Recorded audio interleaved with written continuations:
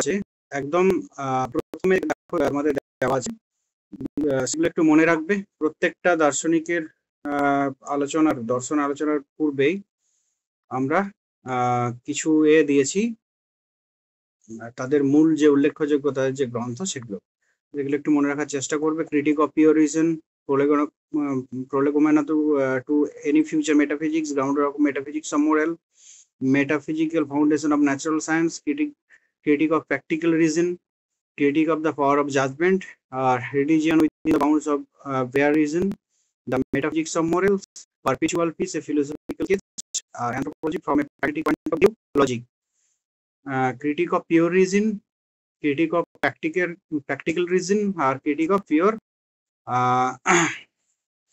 critic of the power of judgment। এই তিনটে কান্টের দর্শনে খুবই ইম্পর্টেন্ট। এছাড়াও আছে prolegomena to any future metaphysics আর ground work of the metaphysics of morals. এইটা তো আরেকটা যেটা পার্টিকুলার পিস নিয়েও কথা, এই কথা কটা গ্রন্থ একটু মনে রেখে দিও। তো যাই হোক, আমাদের একেবারে প্রথমে আগের দিন যেটা শুরু করেছিলাম, যে কোপারনিকাস শুরু করেছিলাম, মানে ওটা আমি বলে দিয়েছিলাম, সেটা আরেকবার বলি তাহলে তোমাদের বুঝতে একটু সুবিধা হবে। তো যাই হোক, যে আমাদের ওয়েস্টার্ন ফিলোসফিতে কোপারনিকান রেভলিউশন, ওয়েস্টার্ন চিন্তার মধ্যে, ওয়েস্টার্ন চিন্তা জগতে কোপারনিকাসের অবদান খুব গুরুত্বপূর্ণ। হ্যাঁ, কেন না, কোপারনিকাস সর্বপ্রথম যে আমাদের এই জগতে, এই পৃথিবীতে জ্ঞান সম্পর্কিত যে ভ্রান্ত ধারণা প্রচলিত ছিল, প্রচলন হয়ে আসছিল, সেটার সম্পূর্ণরূপে বিরুদ্ধ কথা বলেছিলেন। রেভলিউশন মানে অনেক কথা হয়, যেটা বিমূল পরিবর্তন, আমূল পরিবর্তন, সম্পূর্ণ চেঞ্জ, এই অর্থে আর কি, যে একেবারে এই সমাজের জগতের মানে যেটাকে সত্য বলে ধরা হয়েছে তার বিপরীতে কথা বলা, তাই তো? বা কোনো একটা ঘটনা ঘটলো, সেটা একেবারে মানে কেউ যেটা এক্সপেক্ট করেনি, তাই তো, যে আমূল পরিবর্তন, সেটাকে বলা হয় রেভলিউশন। তো যাই হোক, তো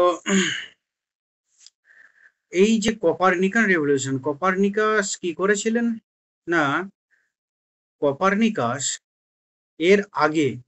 কোপারনিকাসের আগে আমাদের পৃথিবীতে প্রচলিত ছিল কি না, যে সূর্য পৃথিবীর চারিদিকে ঘুরে, তাই তো? কিন্তু কোপারনিকাসই হচ্ছে প্রথম ব্যক্তি যিনি কি করেছিলেন না, যিনি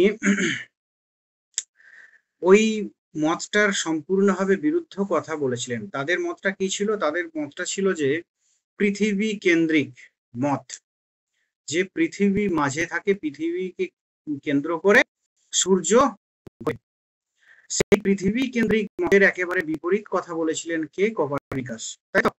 তো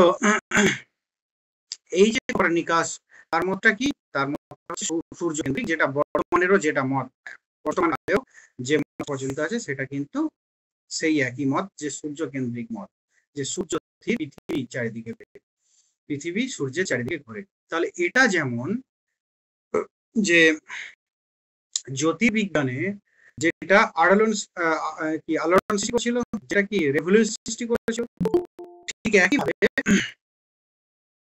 আমাদের জ্ঞানের জগতে কান্ট এমন একজন ব্যক্তি যিনিও কিন্তু জ্ঞানের আলোড়ন সৃষ্টি করেছিলেন। কি বলে না, কান্টের পূর্বে যে সকল দার্শনিকদের আমরা দেখতে পেয়েছি, যে সকল ঘরানার দার্শনিক আমরা দেখতে পেয়েছি, কি একটা হচ্ছে অভিজ্ঞতাবাদী, একটা বুদ্ধিবাদী। তো একটা অভিজ্ঞতাবাদী সম্প্রদায়, একটা বুদ্ধিবাদী সম্প্রদায়। অভিজ্ঞতাবাদী সম্প্রদায় বলছেন অভিজ্ঞতাই সবকিছু, অভিজ্ঞতাই জ্ঞানের উৎস, অভিজ্ঞতাই আলটিমেট। আর বুদ্ধিবাদীরা বলছেন বুদ্ধি একমাত্র জ্ঞানের উৎস, বা বুদ্ধি হচ্ছে যে উচ্চতম, বুদ্ধি আলটিমেট। তো এই হচ্ছে দুটো ঘরানা, দুটো সম্প্রদায়। তো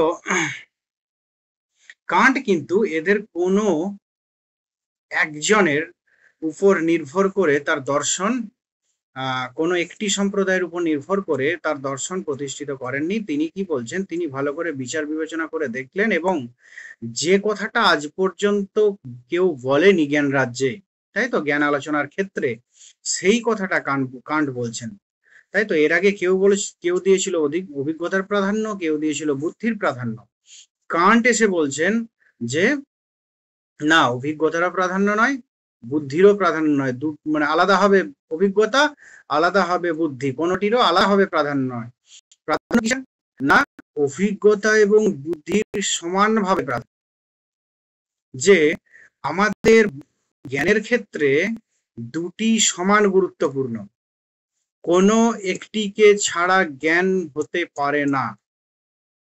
এটাও কিন্তু একটা কোপার্নিকাসের সমতুল্য। কোপার্নিকাস যেমন জ্যোতির্বিজ্ঞানে একটি বিপ্লব এনেছিলেন, সম্পূর্ণ উল্টো কথা, ঠিক একইভাবে জ্ঞানরাজ্য কান্ট একেবারে প্রচলিত আগে, মানে কান্টের আগে পর্যন্ত যে সব মত প্রচলিত ছিল জ্ঞান রাজ্যে, তা থেকে একেবারে টোটাল ভিন্ন, সম্পূর্ণ ভিন্ন কথা বললেন। তো এই জন্য কান্টের মতটিকে বলা হচ্ছে কোপার্নিকান রেভলিউশন এর সমতুল্য। তো যাই হোক, মানে কান্টের জ্ঞান সম্পর্কীয় যে বক্তব্য, সেই বক্তব্যটিকে বলা হচ্ছে কোপার্নিকাসের জ্যোতির্বিজ্ঞানের যে কোপার্নিকান রেভলিউশন বলা হয়, সেই রেভলিউশনের সমতুল্য। তার জন্য কান্টের জ্ঞান রাজ্যে যে বিপ্লব, সেটাকেও কোপার্নিকান রেভলিউশনের সঙ্গে তুলনা করা হয়। কান্ট কি বলছেন?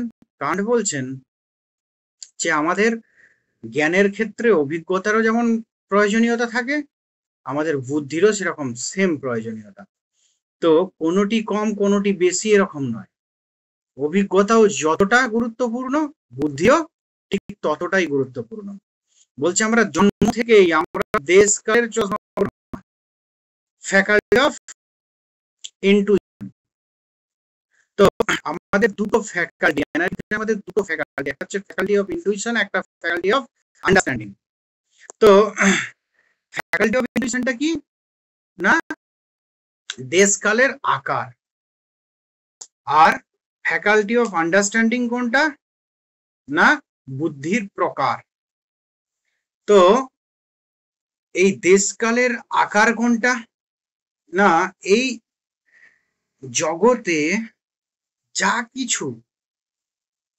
কিছু আমাদের অভিজ্ঞতা হয়, অভিজ্ঞতা কিসের মাধ্যমে আমাদের ভেতরে প্রবেশ করে না, এই দেশকালের আকারের মাধ্যমে।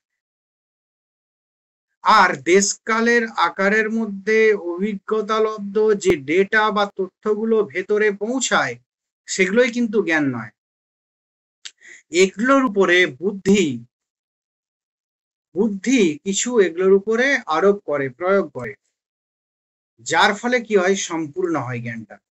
তাই তো? তো তাহলে জ্ঞান হতে গেলে দুটোর সমান হবে প্রয়োজনীয়তা তিনি দেখিয়েছেন। একটা হচ্ছে কি, অভিজ্ঞতা জ্ঞানের শেষ কথা নয়, বুদ্ধিও জ্ঞানের শেষ কথা নয়। অভিজ্ঞতার দ্বারাও জ্ঞান সম্পূর্ণ হয় না, বুদ্ধির দ্বারাও জ্ঞান সম্পূর্ণ, মানে শুধু অভিজ্ঞতা, শুধু জ্ঞান। অভিজ্ঞতা এবং জ্ঞান সমানভাবে জ্ঞানের ক্ষেত্রে গুরুত্বপূর্ণ। অভিজ্ঞতা আমাদের কি দেয়, কিছু ক্ষুদ্র ক্ষুদ্র ডেটা দেয়, উপাত্ত দেয় মাত্র। দেশ এবং কালের আকারের মাধ্যমে অভিজ্ঞতা কি দেয়, ক্ষুদ্র ক্ষুদ্র কিছু ডেটা দেয়। সেই ডেটাগুলোকে পরিপূর্ণ জ্ঞানে পরিণত করেন কে না, কি বলে, বুদ্ধি। এটা কান্টের মত। কান্ট এ কথা প্রথম বললেন। যে কান্ট কি বললেন, যে অভিজ্ঞতা শুধুমাত্র জ্ঞান নয়, বুদ্ধিও অভিজ্ঞতা শুধুমাত্র কি দেয়, ক্ষুদ্র ক্ষুদ্র কিছু ডেটা উপাত্ত দেয়। সেই উপাত্তগুলোকে ঠিকভাবে সাজিয়ে গুছিয়ে কি আন্ডারস্ট্যান্ডিং কি করে, ফ্যাকাল্টি অফ আন্ডারস্ট্যান্ডিং বা বুদ্ধির প্রকার কি করে, সেই প্রকারে প্রকারিত করে সেটার থেকে জ্ঞানে পরিণত করে। তাহলে যদি শুধুমাত্র বুদ্ধির গুরুত্ব স্বীকার করা হতো, অভিজ্ঞতার গুরুত্ব স্বীকার করা না হতো, তাহলেও জ্ঞান সম্ভব নয়। আবার যদি বুদ্ধির গুরুত্ব স্বীকার করা হয়, না হয়, আর অভিজ্ঞতার গুরুত্ব স্বীকার করা হয়, তাহলেও জ্ঞান হবে না। কেন? জ্ঞানের ক্ষেত্রে আমরা দেখলাম যে দেশ এবং কালের আকারে আকারিত কিছু ক্ষুদ্র ক্ষুদ্র ডেটা, এই যে আমরা চারিদিকে আমার অভিজ্ঞতা যে লাভ করছি, সেটা হয়তো খুব কয়েক সেকেন্ডে হচ্ছে ব্যাপারটা, আমরা লাভ করছি, লাভ করার সঙ্গে সঙ্গে বুদ্ধি কি করছে, কিছু তার মধ্যে বুদ্ধির প্রকারগুলো মিশিয়ে সেটাকে জ্ঞানে পরিণত করছে, এবং যার ফলে আমি দেখতে পাচ্ছি এটা গাছ, এটা কম্পিউটার, এটা ফোন, এটা বই, এই হচ্ছে ব্যাপার। তো তাহলে এখানে একটা সুন্দর উদাহরণ, আমার একটা স্যারের উদাহরণ, তো এটা খুব সুন্দর ভাবে তিনি তিনি এই একটা প্রসঙ্গে বুঝিয়েছিলেন যে আমাদের রুটি তৈরি করতে, রুটির জন্য কিছু র মেটেরিয়াল দরকার, আটা দরকার, জল দরকার, লবণ দরকার, পাত্র দরকার, রুটির উনুন দরকার, রুটির বেলা দরকার, চাকি বেলা, এসব দরকার। আবার রুটি যেটাই করে সেঁকে রুটি সেঁকা, সেটাও দরকার।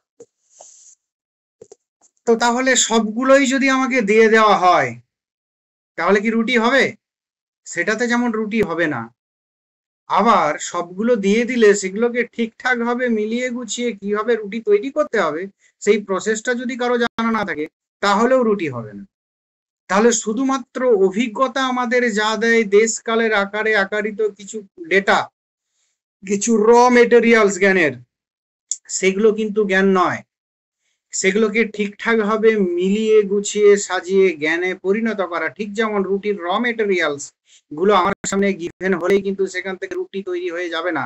রুটি তৈরি করার জন্য আটা ঠিকঠাক ভাবে জল দিয়ে মাখতে হবে, ঠিকঠাক ভাবে লবণ দিতে হবে। সেটা যদি জল, এক বালতি জলে একটু আটা দিই, সেটাও রুটি হবে না। আবার যদি এত আটার মধ্যে একটু জল দিই, সেটাও রুটি হবে না। লবণ যদি বেশি দিয়ে দিই, সেখানেও সেই রুটিও খাওয়া যাবে না। তাহলে ঠিকঠাক ভাবে একটা রুটি তৈরি করার জন্য একটা প্রসেস আছে। তাহলে রুটি তৈরি র মেটেরিয়ালস যদি আমি এখানে দুটো ফ্যাকাল্টি অফ ইনটিউশন আর ফ্যাকাল্টি অফ আন্ডারস্ট্যান্ডিং, দুটো এর মধ্যে যদি আমি দিই, যে ফ্যাকাল্টি অফ ইনটিউশন আমাদের কি দিচ্ছে, ওই র মেটেরিয়ালস গুলো, আন্ডারস্ট্যান্ডিং কি করছে, কিভাবে রুটিটা তৈরি হবে সেই পদ্ধতিতে, সেই পার্টিকুলার পদ্ধতি অবলম্বন করে রুটিটা তৈরি করছে কে না বুদ্ধি। তাহলে রুটি তৈরি, রুটির ক্ষেত্রে যেমন র মেটেরিয়ালস গুলো গুরুত্বপূর্ণ, সেরকম বুদ্ধিটাও গুরুত্বপূর্ণ। সেই ব্যাপারটাই কান্ট দেখিয়েছেন, যে কোনো জ্ঞানের ক্ষেত্রে আমাদের দুটো ফ্যাকাল্টি কিন্তু সমান গুরুত্বপূর্ণ। তো যাই হোক, এটা কোপার্নিকান রেভলিউশন সঙ্গে তুলনা করা হচ্ছে কি, এর আগে যেহেতু অভিজ্ঞতা বা বুদ্ধিবাদের সঙ্গে মানে বুদ্ধিবাদ অভিজ্ঞতা আলাদা আলাদা কথা বলেছেন, কান্ট কি শুধুমাত্র মিলিয়ে দিয়েছেন দুটোকে, সেটা নয়। অভিজ্ঞতাবাদীরা কিন্তু কখনো এরকম বলবেন না যে হ্যাঁ দুটোই আমাদের আছে, হ্যাঁ দুটোর মধ্যে অভিজ্ঞতাটার প্রাধান্য, ঠিক আছে সেটা বলেছেন, কিন্তু কান্ট কিন্তু এরকম বলছেন না যে অভিজ্ঞতাটার প্রাধান্য, বা বুদ্ধিবাদীরা যেমন বলছে বুদ্ধির প্রাধান্য, এরকম বলছেন। কান্ট বলছেন কি দুটো সমান গুরুত্বপূর্ণ। অভিজ্ঞতাবাদীরাও কখনো বলেননি দুটো সমান গুরুত্বপূর্ণ, বুদ্ধিবাদীরাও বলেননি দুটো সমান গুরুত্বপূর্ণ। তারা নিজের নিজের যে অভিজ্ঞতা বা বুদ্ধি সেটারই প্রাধান্য দিয়েছেন। তথাপি প্রাধান্য দিলেও অনেক অনেক সময় আমাদের নেগেটিভ বিষয় সেখানে দেখা গেছে, যে অভিজ্ঞতাবাদীরা ও বুদ্ধিবাদীদের মানে যে ধারণা মানা দরকার সেই ধরনের ধারণা মানছেন। বুদ্ধিবাদী কিন্তু অভিজ্ঞতাবাদীদের যে সকল কিছু মানা দরকার সেগুলোও বুদ্ধিবাদীরা অল্প কিছু মানছেন। কিন্তু যাই হোক না কেন, কান্ট এটাকে মিলিয়ে দেননি, অভিজ্ঞতার বুদ্ধিবাদীদের মতটাকে, এটাকে কি করেছেন, মিলিয়ে দেননি। তিনি কি বলেছেন, যে একেবারে সম্পূর্ণ নতুন কথা বলেছেন, যে এর আগে কেউ যেটা বলেননি, যেটা কেউ কল্পনা করতে পারেননি। আগের চিন্তা ভাবনাটা এরকম চলে আসছিল যে হ্যাঁ, যে বুদ্ধির প্রাধান্য না হলে অভিজ্ঞতার প্রাধান্য, এরকমই দুটো সম্প্রদায়, দুটো দল এরকম চলে আসছিল। এরকম নয় যে তিনি এসে দুটোকে এক করে দিলেন, সেটাও নয়। জ্ঞানের ক্ষেত্রে অভিজ্ঞতা এবং বুদ্ধির ভূমিকা সমান গুরুত্বপূর্ণ, এই কথাটা কান্ট প্রথম বললেন, কান্টের আগে কেউ বলেননি। তো যাই হোক, এটা হলো কোপার্নিকান রেভলিউশন সমতুল্য জ্ঞান রাজ্যে। আবার এই যে কথাটি বললাম, এটাই হচ্ছে যে কান্টের জ্ঞান তত্ত্বের একেবারে মূল কথা, ঠিক আছে। তো যাই হোক, এরপর আমরা যেটা আলোচনা করব, যেটা হচ্ছে যে কান্টের সিনথেটিক অ্যাপ্রারয় সংক্রান্ত যে আলোচনা, এবং সেটা করতে গিয়ে তোমাদের যে সিনথেটিক অ্যানালিটিক এবং অ্যাপ্রারয় অ্যাপোস্টেরিয়র মানে সংশ্লেষক বিশ্লেষক পার্থক্য, সেটাও আমরা দেখাবো। তারপর দেখাবো যে এই চারটেকে মিলিয়ে কান্ট 4 প্রকার বচন করছেন এবং সেখানে এক প্রকার বচন কিন্তু সম্ভব নয়, সেটাও আমরা দেখবো কেন সম্ভব নয়। আর তারপর কান্টের যে মূল আলোচ্য বিষয় সিনথেটিক অ্যাপ্রায়োরাইট, সেটাও কিন্তু আমরা যে পূর্বত সিদ্ধ সংশ্লেষক সেটাও আমরা দেখব যে এই আলোচনাতে। তো যাই হোক, এরপর আমরা শুরু করি যে ডেভিড হিউম, তাই তো, বা লাইবনিজ, এই দুজনেই কিন্তু দু ধরনের করে বচনের কথা বলেছে, তাই তো।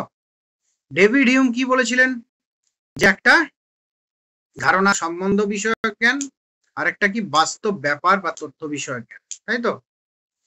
তো আরেকটা বলেছিলেন যে তোমার হচ্ছে যে লাইবনিজ বলেছিলেন যে প্রপোজিশন কনসার্নিং, না এটা তো বলেছিলেন তোমার David Hume matter of proposition concerning matter of fact, বাস্তব ব্যাপার বিষয়ক জ্ঞান বচন, আর proposition concerning truth of fact আর ট্রুথ অফ রিজন, তাই তো। Proposition concerning truth of fact আর একটা হচ্ছে proposition concerning truth of reason. তো একটা হচ্ছে ধারণার সম্বন্ধ বিষয়ক সত্য বা বচন, আর একটা হচ্ছে বাস্তব ব্যাপার বা তথ্য বিষয়ক বচন। তো লাইবনিজ আরেক প্রকার দিয়েছিলেন যে একটা হচ্ছে যে তোমার কি বলে truth of fact, truth of reason. তো এই একই কথা মোটামুটি ডেভিড হিউম এবং লাইবনিজের যে বচনের বিভাগ মোটামুটি একই টাইপের। লাইবনিজের যেটা সেটা হচ্ছে বুদ্ধির প্রাধান্য একটু বেশি ছিল। তো আর এটা কি ডেভিড হিউমের একেবারে দুদিকের বিষয়। একটা হচ্ছে যে এটাকে আমরা আগে কি করতাম, যে এটা সংশ্লেষক একটি, আর একটা হচ্ছে বিশ্লেষক, তাই তো। আর যেটা সংশ্লেষক আর কি বলে যেটা সংশ্লেষক সেটা হচ্ছে কি পরতসাধ্য, আর তোমার যেটা বিশ্লেষক সেটা হচ্ছে পূর্বত সিদ্ধ, তাই তো। তো পূর্বত সিদ্ধ আর বিশ্লেষক আর পরতসাধ্য এবং এই দুটো আমরা একইভাবে জানতাম, তাই তো। তো যাই হোক, এই পর্যন্ত কান্টের আগে পর্যন্ত মূল কথা হলো বচনের বিভাগ ছিল একটা হচ্ছে কি বুদ্ধিজাত সত্য, একটা অভিজ্ঞতাজাত সত্য, তাই তো। একটা বচন ছিল কি পূর্বত সিদ্ধ, একটা ছিল পরত সাধ্য, তাই তো। বা যেটা পূর্বত সিদ্ধ সেটা কি আমরা কি করতাম, কি বলতাম যে বিশ্লেষক বচন, আর যেটাই পরত সাধ্য বচন সেটাকে বলতাম সংশ্লেষক বচন। আমরা এরপর আস্তে আস্তে দেখব যে কান্ট একটা নতুন ধরনের বচন দেখাবে একটু পরে, যে পূর্বত সিদ্ধ সংশ্লেষক বচন। তো যাই হোক, সেটা নতুন কান্টের যে নতুন কথা যে জ্ঞানের ক্ষেত্রে দুটোরই প্রয়োজন হয়, অভিজ্ঞতা এবং বুদ্ধি, সেটার সঙ্গে এটা ওতপ্রোতভাবে জড়িত। এই পূর্বত সিদ্ধ সংশ্লেষক, এই যে সিনথেটিক বচন এস্টাবলিশমেন্ট প্রতিষ্ঠা, এটাই কি না এটাই কান্টের মানে এটা প্রতিষ্ঠা করার ফলেই তার কিন্তু এই জ্ঞান রাজ্যে টোটাল এভলিউশনটা তিনি করতে পেরেছেন, আনতে পেরেছেন। যাই হোক, আমরা প্রথমে এই সংশ্লেষক বিশ্লেষক এবং পূর্বত সিদ্ধ পরত সাধ্য এইসব পার্থক্যগুলো আমরা করব, তাই তো। তো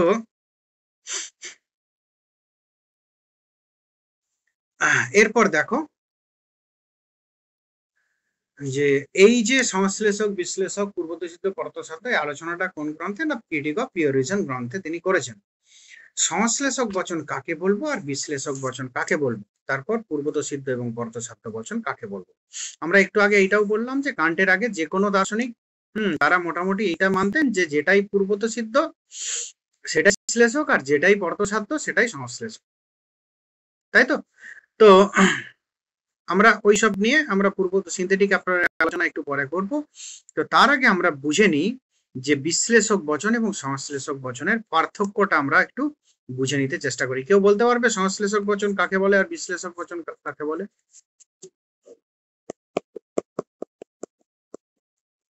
বলা উচিত।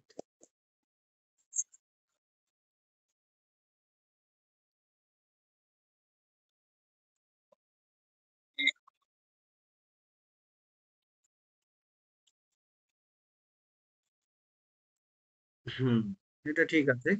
আর সংজ্ঞা কোনো পার্টিকুলার যে একেবারে যে যেটা মানে কাকে বলে?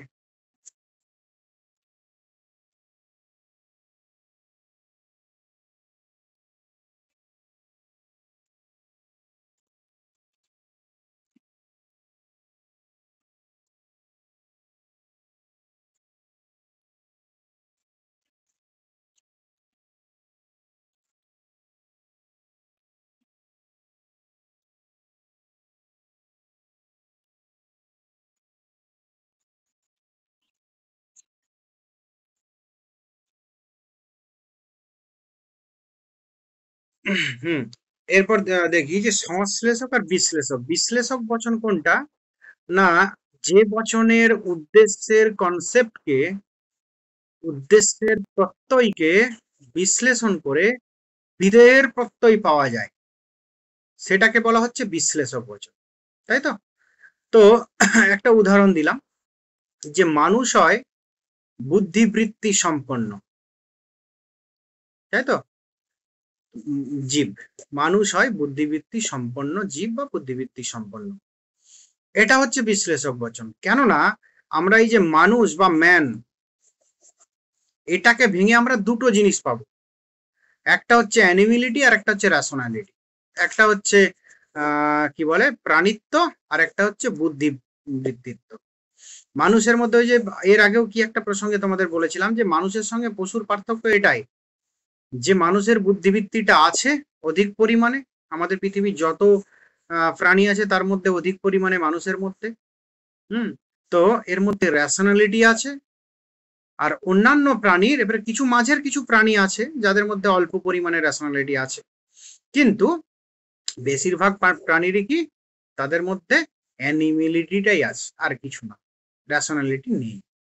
তো মানুষকে বিশ্লেষণ করলে, মানুষ এই কনসেপ্টটাকে বিশ্লেষণ করলে আমরা দুটো জিনিস পাবো, একটা হচ্ছে কি অ্যানিমিলিটি, একটা হচ্ছে রেশনালিটি। তো তাহলে আমি যখন বলি যে ম্যান ইজ এ, মেন বলাটা better, man is a rational animal, যে মানুষ একটি কি রেশনাল বা বুদ্ধিবৃত্তি সম্পন্ন প্রাণী, জীব। তো রেশনাল অ্যানিমেল এটা যদি বলে দিই তাহলে তো পুরোটাই হয়ে গেল। ম্যানটাকে বিশ্লেষণ করে আমরা দুটোই পাচ্ছি, দুটো বিধেয়তেও পেয়ে যাচ্ছি। তাহলে বিধেয়তে যা বলা হয়েছে, বিধেয়তে সেটা নতুন কিছু নয়, সেটা উদ্দেশ্যের মধ্যেই নিহিত আছে।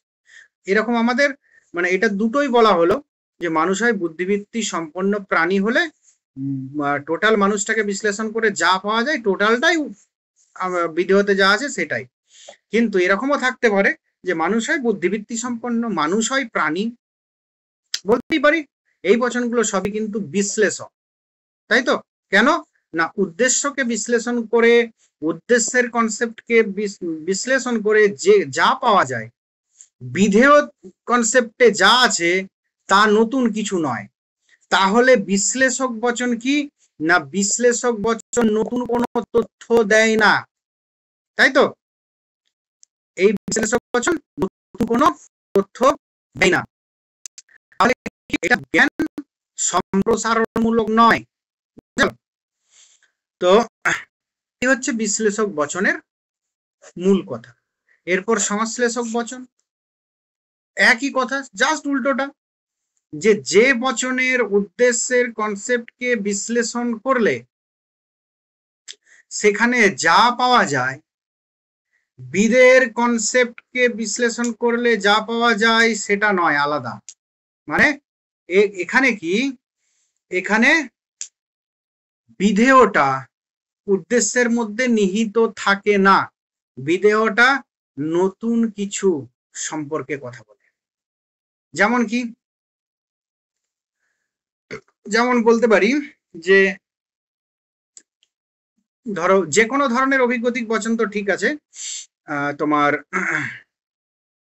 কি বলবো, একটা উদাহরণ আছে, মানুষ হয় বুদ্ধিবৃত্তি আর প্রাণী হয়ে গেল, বুদ্ধিবৃত্তি প্রাণী বাদ দিয়ে যে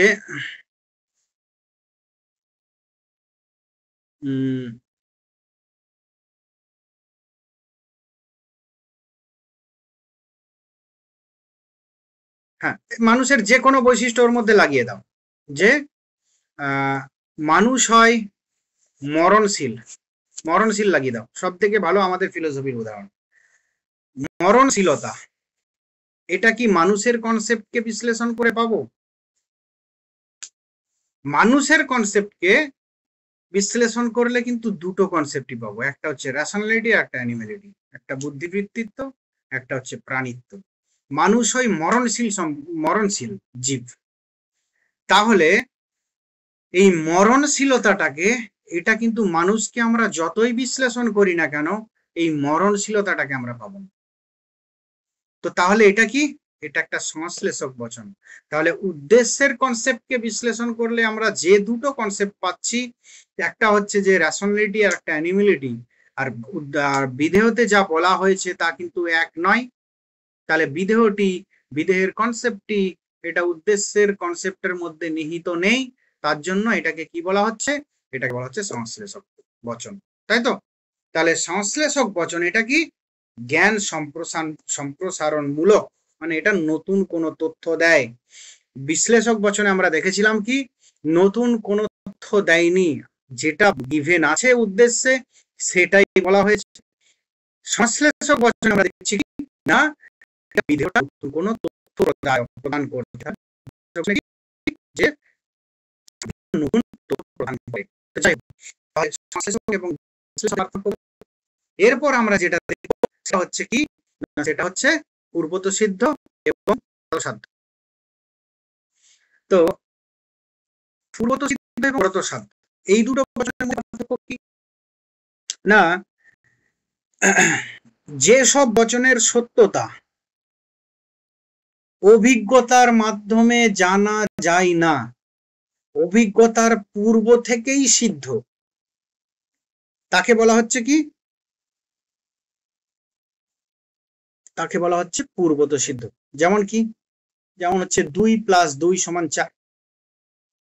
2 + 2 = 4, এটার জন্য কি আগের থেকে কোনো অভিজ্ঞতা দরকার? এটা পূর্বত সিদ্ধ, তাই তো? আবার কি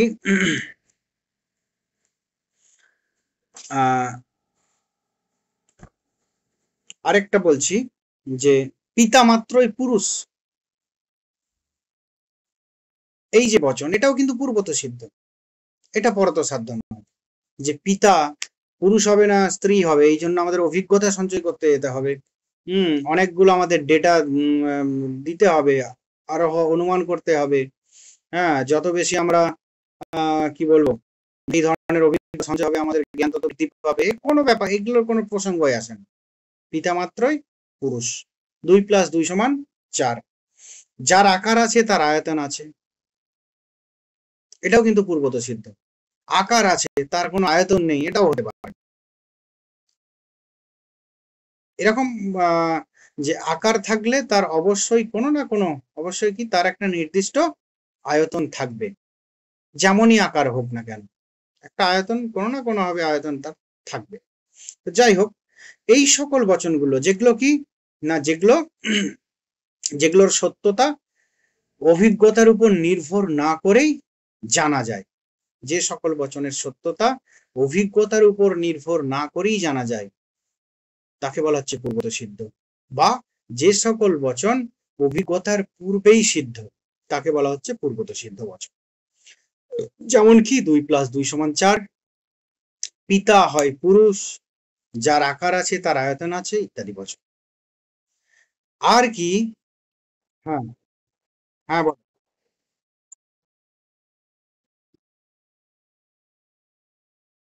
অবশ্যই হবে।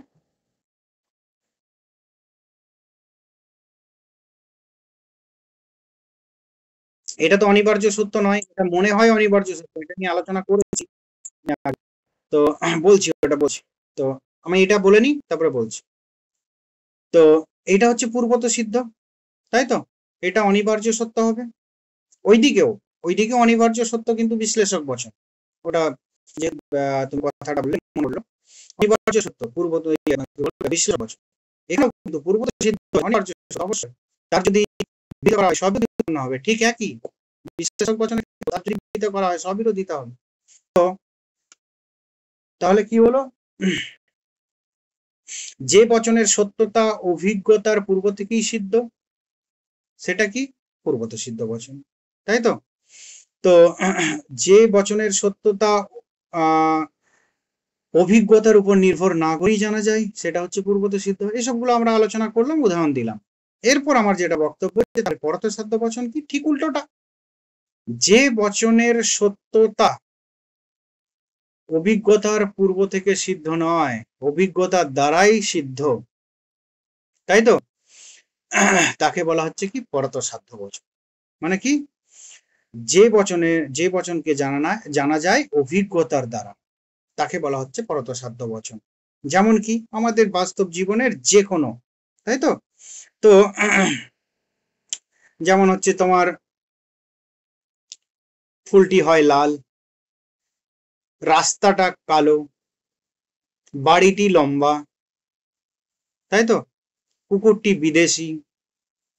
এই সকল কিছু আমাদের এই এখানে অভিজ্ঞতিক এই সকল বচন, সকল কিছুই সেগুলো কিন্তু তোমার পরত সাধ্য। তাহলে এখানে চারটে বচন পেলাম। প্রকাশের প্রশ্নটা আমি বলছি, এই চারটে আমি আগে বোঝাই।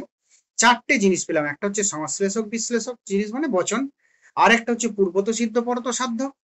তাহলে সংশ্লেষক এবং বিশ্লেষক কি, সংশ্লেষক বচনটা এটা কি, এটা নতুন কোনো জ্ঞান মানে নতুন জ্ঞান প্রদান করে, জ্ঞান সম্প্রসারণ করে।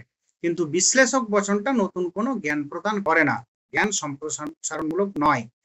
বিশ্লেষক বচনটাকে এটা হচ্ছে কি, বিশ্লেষক বচনটাকে যদি নেগেট করা হয় তাহলে স্ববিরোধিতা উৎপন্ন হবে, কিন্তু সংশ্লেষক বচনে সেটা হবে না। আর কি যে এটা কি তোমার শতসিদ্ধ সত্য। আর ঠিক একইভাবে পূর্বত সিদ্ধ এবং পরত সাধ্যর মধ্যে পূর্বত সিদ্ধ বচন কোনটা না, যেটা হচ্ছে অভিজ্ঞতার পূর্ব থেকেই সিদ্ধ, যে বচনের সত্যতা নির্ণয়ের জন্য, সত্যতা যাচাই করার জন্য অভিজ্ঞতার প্রয়োজন হয় না, সেটাকে বলা হচ্ছে পূর্বত সিদ্ধ। যেমন 2+2=4, যেমন হচ্ছে পিতা হয় পুরুষ, যেমন হয় যার আকার আছে যার আয়তন আছে, এগুলো হচ্ছে সব পূর্বত সিদ্ধ। পরত সাধ্য বচন কোনটা না, যার সত্যতা বিচারের জন্য অভিজ্ঞতার প্রয়োজন হয়, যার সত্যতা অভিজ্ঞতার দ্বারাই যাচাই করতে হয়, যাচাইকৃত হয়, তাকে বলা হচ্ছে পরত সাধ্য। পরত সাধ্য কি, যে কোনো আমাদের বাস্তব দৈনন্দিন জীবনের যে কোনো বচন সেটা। এরপর প্রকাশের প্রশ্নটা বলি, এটা আমি এর আগেও এই প্রসঙ্গটা নিয়ে আলোচনা করেছি, যে এটা কান্টের এখানেও আলোচনা আছে, ক্রিটিক অফ পিওর রিজনেও। তোমরা যাদের এমএ তে ছিল কান্ট, দেখবে মনে পড়বে, আমি যেটা বলছি সেটা দেখবে পড়েছো, যে কান্ট এরকম দু একটি বাস্তব দৃষ্টান্তের মাধ্যমে দেখাতে চেয়েছেন যে এগুলো পূর্বত সিদ্ধ হবে কিনা। অনেকে প্রশ্ন করে। এক নাম্বার হচ্ছে যে প্রত্যেকটি বাড়ির ভিত একদিন ধ্বংস হয়ে যাবে, প্রত্যেকটি বাড়ির ভিত একদিন ধ্বংস হয়ে যাবে, মানে প্রত্যেকটি বাড়ি একদিন ধ্বংস হবে, মানে ভিত নড়ে যাবে, নষ্ট হবে। তো এটাকে কান্ট বলেছেন যে এটাও মনে হতে পারে যে আপাত দৃষ্টিতে পূর্বত সিদ্ধ, কিন্তু না, ভালো করে বিচার করলে দেখা যাবে যে এটা পূর্বত সিদ্ধ একেবারেই নয়, এটা পরত সাধ্য বচন। মানে কেন বলছে, আমরা অভিজ্ঞতায় দেখেছি প্রচুর বাড়ি, আমরা অনেক বাড়ি চোখের সামনে ধ্বংস হয়ে যেতে দেখেছি, ভিত নড়ে যেতে দেখেছি। হ্যাঁ, এমন অনেক বাড়ি আছে যে ধ্বংস হয়ে নিশ্চিহ্ন হয়ে গেছে, সেটাও দেখেছি। তো এর থেকে আমাদের কি হয়েছে, অভিজ্ঞতাকে বৃদ্ধি করতে করতে হ্যাঁ আমাদের এরকম হয়েছে, যা কিছুই যে কোনো বাড়ি আজ হোক না কেন, যত বড় অট্টালিকা হোক না কেন, একদিন না একদিন সেটা ধ্বংস হবেই। এটা কিন্তু পূর্বত সিদ্ধ নয়, এটা পরত সাধ্য বচন। ঠিক একইভাবে হিউমের আলোচনা ক্ষেত্রেও আছে যে তোমার সূর্য পূর্ব দিকে উঠবে, উঠবে, এটাই পূর্বত সিদ্ধ নয়। আমরা সবার মুখে বিভিন্ন প্রান্ত থেকে লোকেরাই পূর্ব দিকেই ওঠে, আমিও দেখছি।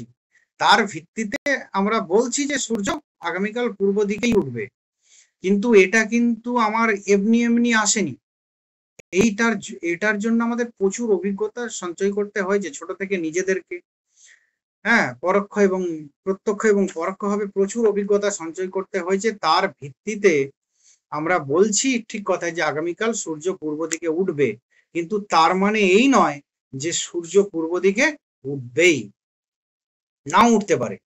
কেননা সূর্যের পূর্ব দিকে উঠার কারণ একটাই, না পৃথিবীর আহ্নিক এবং বার্ষিক গতি তার মধ্যে অন্যতম, আরেকটা হচ্ছে যে পৃথিবী যে কোন কি বলে একদিকে হেলে অবস্থান করে পৃথিবী, তার যে কোন সেটাও ইম্পর্টেন্ট।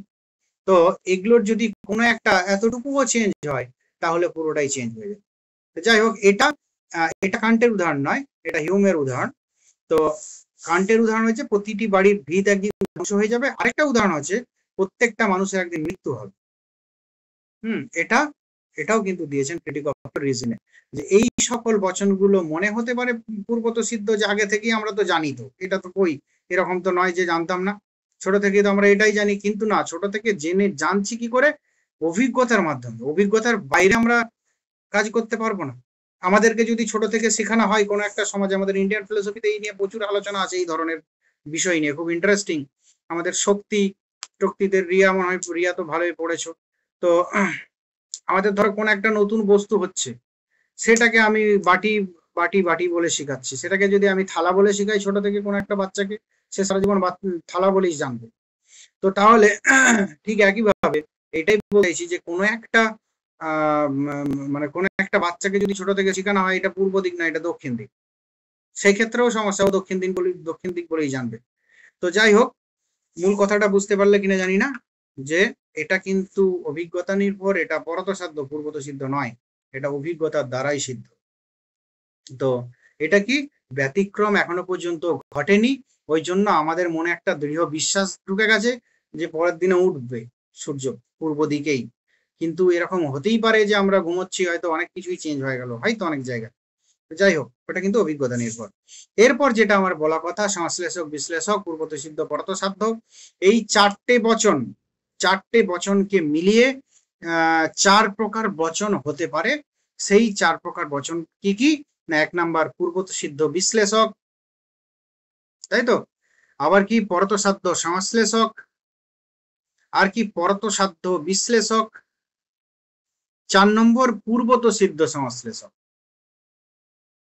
তো দেখো, পূর্বত সিদ্ধ বিশ্লেষক, এই পর্যন্ত যা কিছু আলোচনা হয়েছে, মানে অভিজ্ঞতাবাদ, বুদ্ধিবাদ এবং কান্ট, সেখানে পূর্বত সিদ্ধ বিশ্লেষক বচন নিয়ে কোনো সমস্যা নেই। কারণ আমিও একটু আগে বললাম যে বিশ্লেষক বচন মানেই কি বলা হতো আগে? পূর্বত সিদ্ধ বচন। সংশ্লেষক বচন মানেই পরতসাধ্য বচন। তাহলে পূর্বত সিদ্ধ বিশ্লেষক এবং পরতসাধ্য সংশ্লেষক বচন নিয়ে কোনো আমাদের সমস্যা নেই। আরেকটা যেটা, যে পরতসাধ্য বিশ্লেষক, পরতসাধ্য মানে কি? যেটা অভিজ্ঞতার মাধ্যমে আমাদের জানতে হয়, আবার সেটা বিশ্লেষক, যে উদ্দেশ্যের কনসেপ্টকে বিশ্লেষণ করে যা পাওয়া যাবে, বিদেহের কনসেপ্টে তার থেকে অন্য কিছু নেই এরকম কথা, এটা কি? এটা হচ্ছে বিশ্লেষক। তাহলে এই দুটো পরস্পর বিরোধী, পরতসাধ্য হবে আর বিশ্লেষকও হবে। তাই কান্ট এই 3 নম্বর বচনকে মানছেন না। এটা নিয়েও কোশ্চেন আছে, ভালো করে নোট করবে, যে এই পর্যন্ত কান্টের আগে বা কান্টের যা আলোচনা হলো এই পর্যন্ত পূর্বত সিদ্ধ বিশ্লেষক নিয়ে কোনো সমস্যা নেই, সবাই যাকে পূর্বত সিদ্ধ তাকেই বিশ্লেষক, এরকম কথা অনেকে বলেছে। পরতসাধ্য সংশ্লেষক নিয়েও কোনো সমস্যা নেই, কারো যদি কোনো জায়গায় অসুবিধা হয় বলবে তৎক্ষণাৎ। আমি কিন্তু ভাবলাম যে তোমাদের আমি ওই গল্পের মতো করে ছোট করেই পড়াবো, কেননা দেখলাম যে বেশি দেরি করে পড়ালে তোমাদের কনসেন্ট্রেশন থাকছে না, তার থেকে এতে যতটুকু হয় ততটুকু ভালো। ধরে ধরে পড়ানোর দরকার নেই, তোমরা নিজেরা পড়বে বাড়িতে ভালো করে। পূর্বত সিদ্ধ বিশ্লেষক, এটা নিয়ে কোনো সমস্যা নেই। পরতসাধ্য সংশ্লেষক, এটা নিয়েও আমাদের কোনো সমস্যা নেই। তাহলে আমাদের সমস্যা কোনটা? না, সমস্যা 3য় নাম্বার নিয়ে। 4র্থ নাম্বার নিয়েও কোনো সমস্যা নেই। 4র্থ নাম্বারে কি আছে? পূর্বত সিদ্ধ সংশ্লেষক, যেটা কান্টের মূল কাজ এস্টাবলিশ করা, এর আগে কেউ বলেনি এই বচন মানে সম্পর্কে, সেটা কান্ট এখানে এস্টাবলিশ করবেন। তাহলে ওটাও সম্ভব, সম্ভব না হলে এস্টাবলিশড কি করে সম্ভব, তাই তো? তো 3 নম্বর যে বচন পরতসাধ্য বিশ্লেষক, এই বচনটা সম্ভব নয়। পরতসাধ্য হবে অর্থাৎ কি অভিজ্ঞতার দ্বারা লব্ধ হবে, আবার কি না সেটা আবার বিশ্লেষক হবে, উদ্দেশ্যের ধারণাকে বা উদ্দেশ্যের প্রত্যয়কে বা উদ্দেশ্যের কনসেপ্টকে বিশ্লেষণ করে বিধেয়ের কনসেপ্ট পাওয়া যাবে। এটা পরস্পর স্ববিরোধী। তার জন্য কান্ট কি করছেন, কান্ট বলছেন এই তৃতীয় প্রকার পরতসাধ্য বিশ্লেষক এই বচনটা সম্ভব নয়। আর প্রথম 2 প্রকার বচন সম্ভব, সেটা তো আমরা এর আগে আলোচনা করে দেখালাম, যে পূর্বত সিদ্ধ বিশ্লেষক এবং পরতসাধ্য সংশ্লেষক। তো তাহলে আমাদের এখানে অর্থাৎ কান্টের মূল আলোচ্য বিষয় হবে কোনটা না পূর্বত সিদ্ধ সংশ্লেষক বচন কিভাবে সম্ভব। আমরা তো আগের দুটো বচন কিভাবে সম্ভব হয় সেটা দেখেছি, এর আগে সবাই আলোচনা করেছেন অন্যান্য দার্শনিকগণ। হ্যাঁ, কিন্তু পূর্বত সিদ্ধ সংশ্লেষক কিভাবে সম্ভব হবে সেটাই হচ্ছে এখানে মূল আলোচ্য বিষয়। তো তাহলে কান্টের মতে কোন বচনটি সম্ভব হতে পারে না?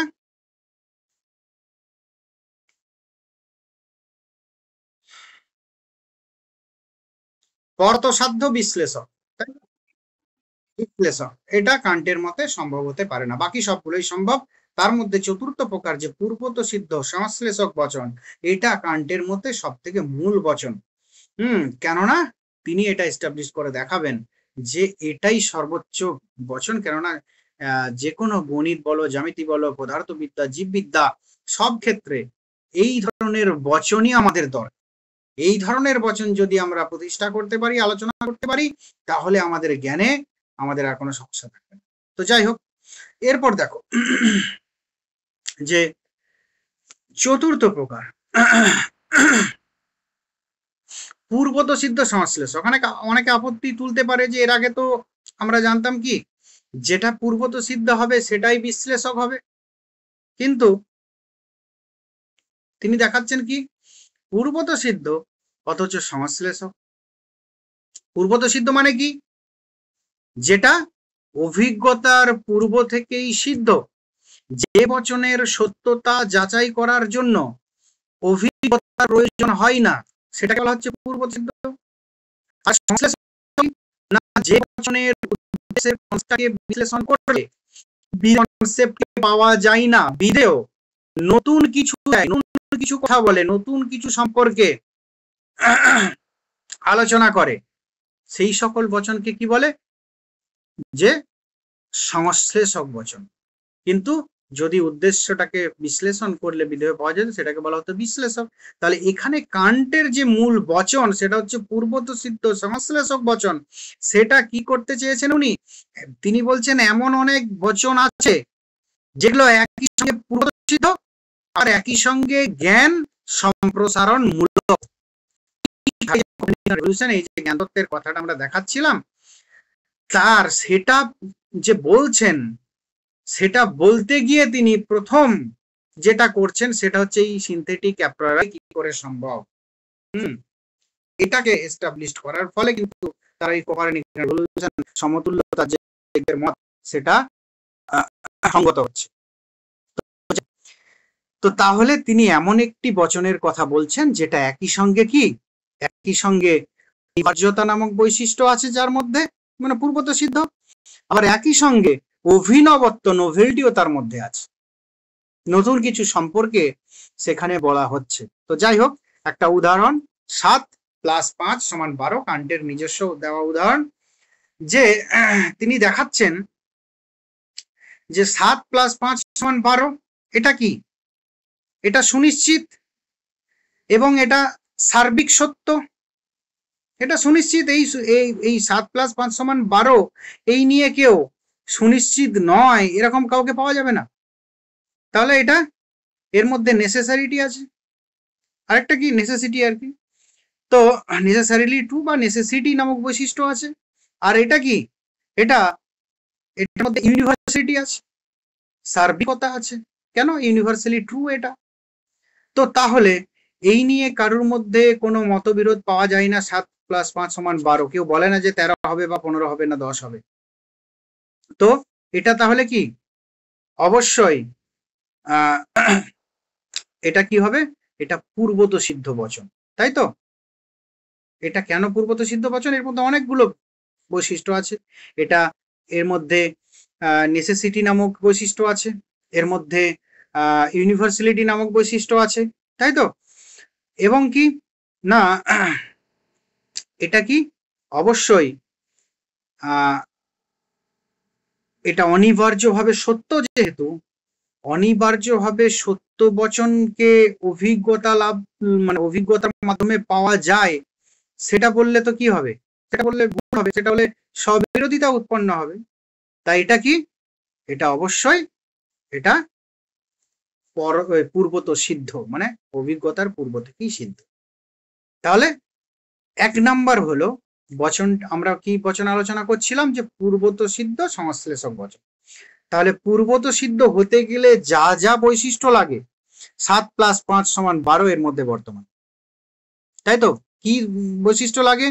এটা হচ্ছে যে তোমার কি বলে, নেসেসিটি দরকার, আরেকটা কি দরকার না ইউনিভার্সালিটি, একটা কি একটা সুনিশ্চিত বা আবশ্যিকতা, সুনিশ্চিততা বা আবশ্যিকতা দরকার, আবশ্যিকভাবে সত্য, নেসেসারিলি ট্রু। আরেকটা কি সার্বিকতা দরকার, ইউনিভার্সালিটি ট্রু বা ইউনিভার্সালিটি। তো এই দুটো বৈশিষ্ট্যই কিন্তু এর মধ্যে আছে। তো অভিজ্ঞতালব্ধ যে বচন, সেই বচনের মধ্যে সেই বচনের কি অভিজ্ঞতার মাধ্যমে আমাদের জানতে হয়, এবং সেই বচন কি, সেই বচন অবশ্যই ইউনিভার্সালি ট্রু হয় না, আর কি নেসেসারিলিও ট্রু হয় না। তো তাহলে এই যে দুটো বৈশিষ্ট্য থাকার জন্য পূর্বত সিদ্ধ হয়, সেই দুটো বৈশিষ্ট্যের মধ্যে আছে। অতএব এটি একটি পূর্বত সিদ্ধ বচন। তথাপি পূর্বত সিদ্ধ বচন হওয়া সত্ত্বেও এটা কিন্তু বিশ্লেষক নয়, এটা কিন্তু সংশ্লেষক। এখানেই কান্টের অভিনবত্ব, যে আমরা বলতেই পারি 7 + 5 = 12, এটা ঠিক আছে, কিন্তু এরপর কান্ট যেটা দেখাচ্ছেন সেখানেই ভেলকি, সেখানেই খেলা, যে 7 আছে, প্লাস আছে, 5 আছে, কোনো একটা জায়গায় 12 কথাটা আছে, কোনো একটা কথাতেও নেই। 7কে বিশ্লেষণ করে কি আমি 12 পাবো? পাবো না। 5কে বিশ্লেষণ করে কি 12 পাবো? পাবো না। প্লাসকে বিশ্লেষণ করে কি 12 পাবো? পাবো না। তাহলে এখানে বিধেয়তে যে 12 নামক কনসেপ্টটি আছে, সেটা একেবারে সম্পূর্ণরূপে নতুন তথ্য, নতুন কথা, নতুন জিনিস। তো তাহলে দেখো, কান্টের এই বচনটি একই সঙ্গে পূর্বত সিদ্ধ এবং একই সঙ্গে সংশ্লেষক বচন, বিশ্লেষক নয়। দেখো, এটা পূর্বত সিদ্ধ, কেননা এটা এর মধ্যে আবশ্যিকতা আছে, এর মধ্যে সার্বিকতা আছে, যেটা পূর্বত সিদ্ধ দুটো বৈশিষ্ট্য লাগে। কিন্তু এটাকে বিশ্লেষক আমরা বলতে পারছি না। কেন বলতে পারছি না? এই কারণে যে উদ্দেশ্যের যে কনসেপ্ট, সেই কনসেপ্টের আমি বিধেয়ের যে কনসেপ্ট, যে 12 কনসেপ্ট, সেটাকে পাচ্ছি না। উদ্দেশ্যের মধ্যে 7 আছে, প্লাস আছে, 5 আছে, এই কোনো একটিকেও বিশ্লেষণ করলে আমরা কিন্তু 12 ধারণাকে পাবো না। তাই কান্ট বলছেন এটা সম্পূর্ণরূপে কি একটা নতুন কনসেপ্ট, নতুন প্রত্যয়। এই জন্য এই বচনটিকে বলা হচ্ছে কি না পূর্বত সিদ্ধ সংশ্লেষক বচন। তো এটা শুধুমাত্র, এটা যে শুধু গণিতে আছে এই পূর্বত সিদ্ধ সংশ্লেষক বচন, সেটা নয়। কারণ তিনি বলছেন যে জ্যামিতি, পদার্থবিদ্যা, নীতিশাস্ত্র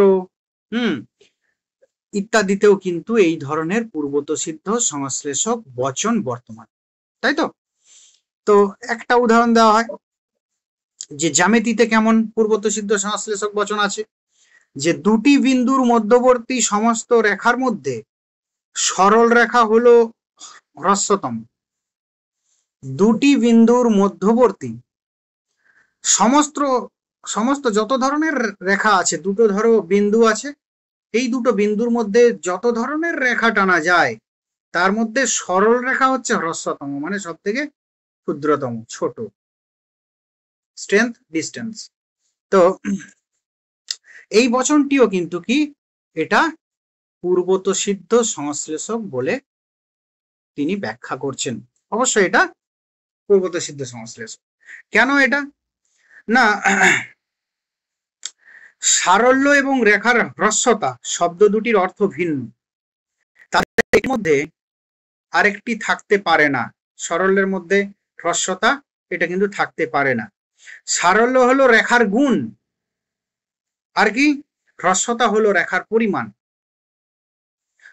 গুণের মধ্যে পরিমাণ নিহিত থাকতে পারে না, স্বাভাবিক ব্যাপার। গুণের মধ্যে কিভাবে পরিমাণ নিহিত থাকবে? কান্ট বলেন সরল রেখার ধারণার মধ্যে গুণের ধারণা থাকলেও পরিমাণের ধারণা নিহিত থাকে না।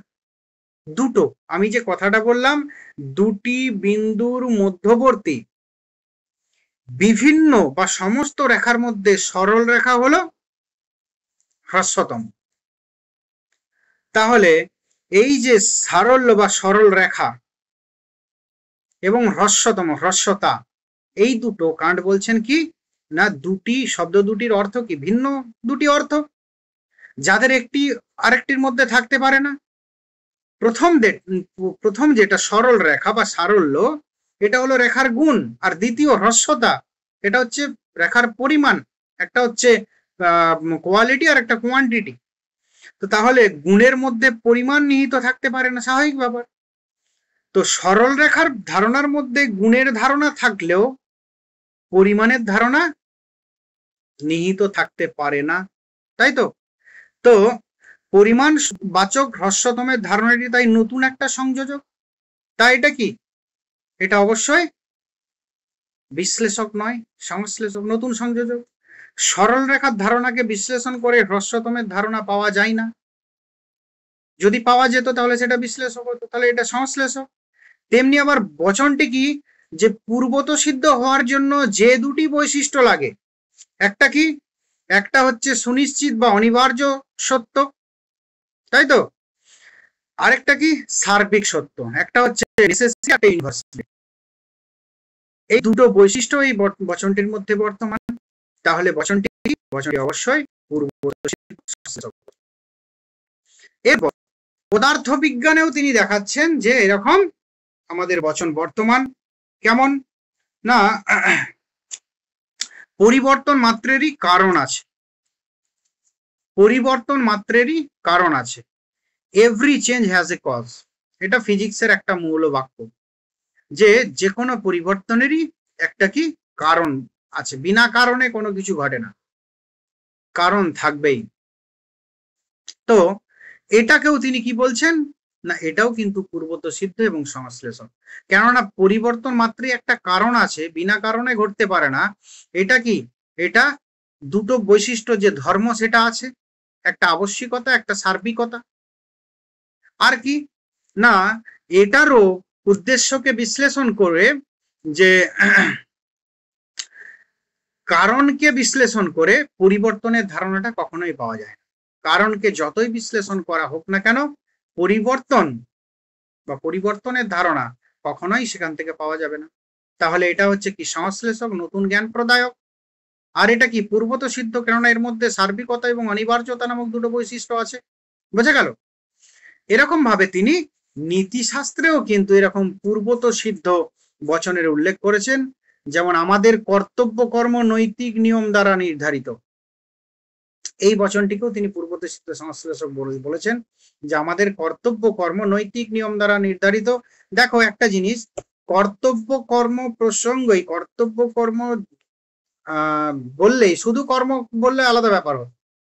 যদি বলা হতো আমাদের কর্ম নিয়ম দ্বারা, নৈতিক নিয়ম দ্বারা তোমার নির্ধারিত, তাহলে কিন্তু এটা পূর্বত সিদ্ধ সংশ্লেষক হতো। কর্তব্য কর্ম, কর্তব্য কর্ম নৈতিক নিয়ম দ্বারা নির্ধারিত। দেখো এখানেও দুটো বৈশিষ্ট্য। এটা হচ্ছে প্রথম কথা কি, প্রথম কথা এটা কর্তব্য কর্ম, কর্তব্য কর্ম এটাকে যতই তোমার বিশ্লেষণ করি না কেন, কর্তব্য কর্মকে যতই বিশ্লেষণ করি না কেন, আমরা কিন্তু নিয়ম এটাকে আমরা পাবো না। তাহলে এটা কি, এটা সংশ্লেষক। আর এটা আবশ্যিক সত্য, তাই তো, বা অনিবার্য সত্য, এবং এটা ইউনিভার্সালি ট্রু, এটা সার্বিকভাবেই সত্য, তার জন্য এটা কি পূর্বত সিদ্ধ। তাহলে যাই হোক না কেন, যে এরকম প্রচুর আমাদের বৈশিষ্ট্য, এরকম প্রচুর আমাদের থাকতে পারে, বিভিন্ন শাস্ত্রে ঘাটলে হ্যাঁ প্রচুর পাওয়া যাবে পূর্বত সিদ্ধ সংশ্লেষ বচন, কিন্তু মূল কথা হলো যে যে আমাদের জ্ঞানের জন্য, জ্ঞানের আহ মানে জ্ঞানের আলোচনার ক্ষেত্রে এই পূর্বত সিদ্ধ সংশ্লেষক বচনেরই আহরণ নিযুক্ত থাকতে হবে। এটা কান্টের কথা, যে একমাত্র পূর্বত সিদ্ধ সংশ্লেষক বচনই আমাদের সর্বদা কি নতুন নতুন এবং উন্নতর জ্ঞানের দিকে ধাবিত করে।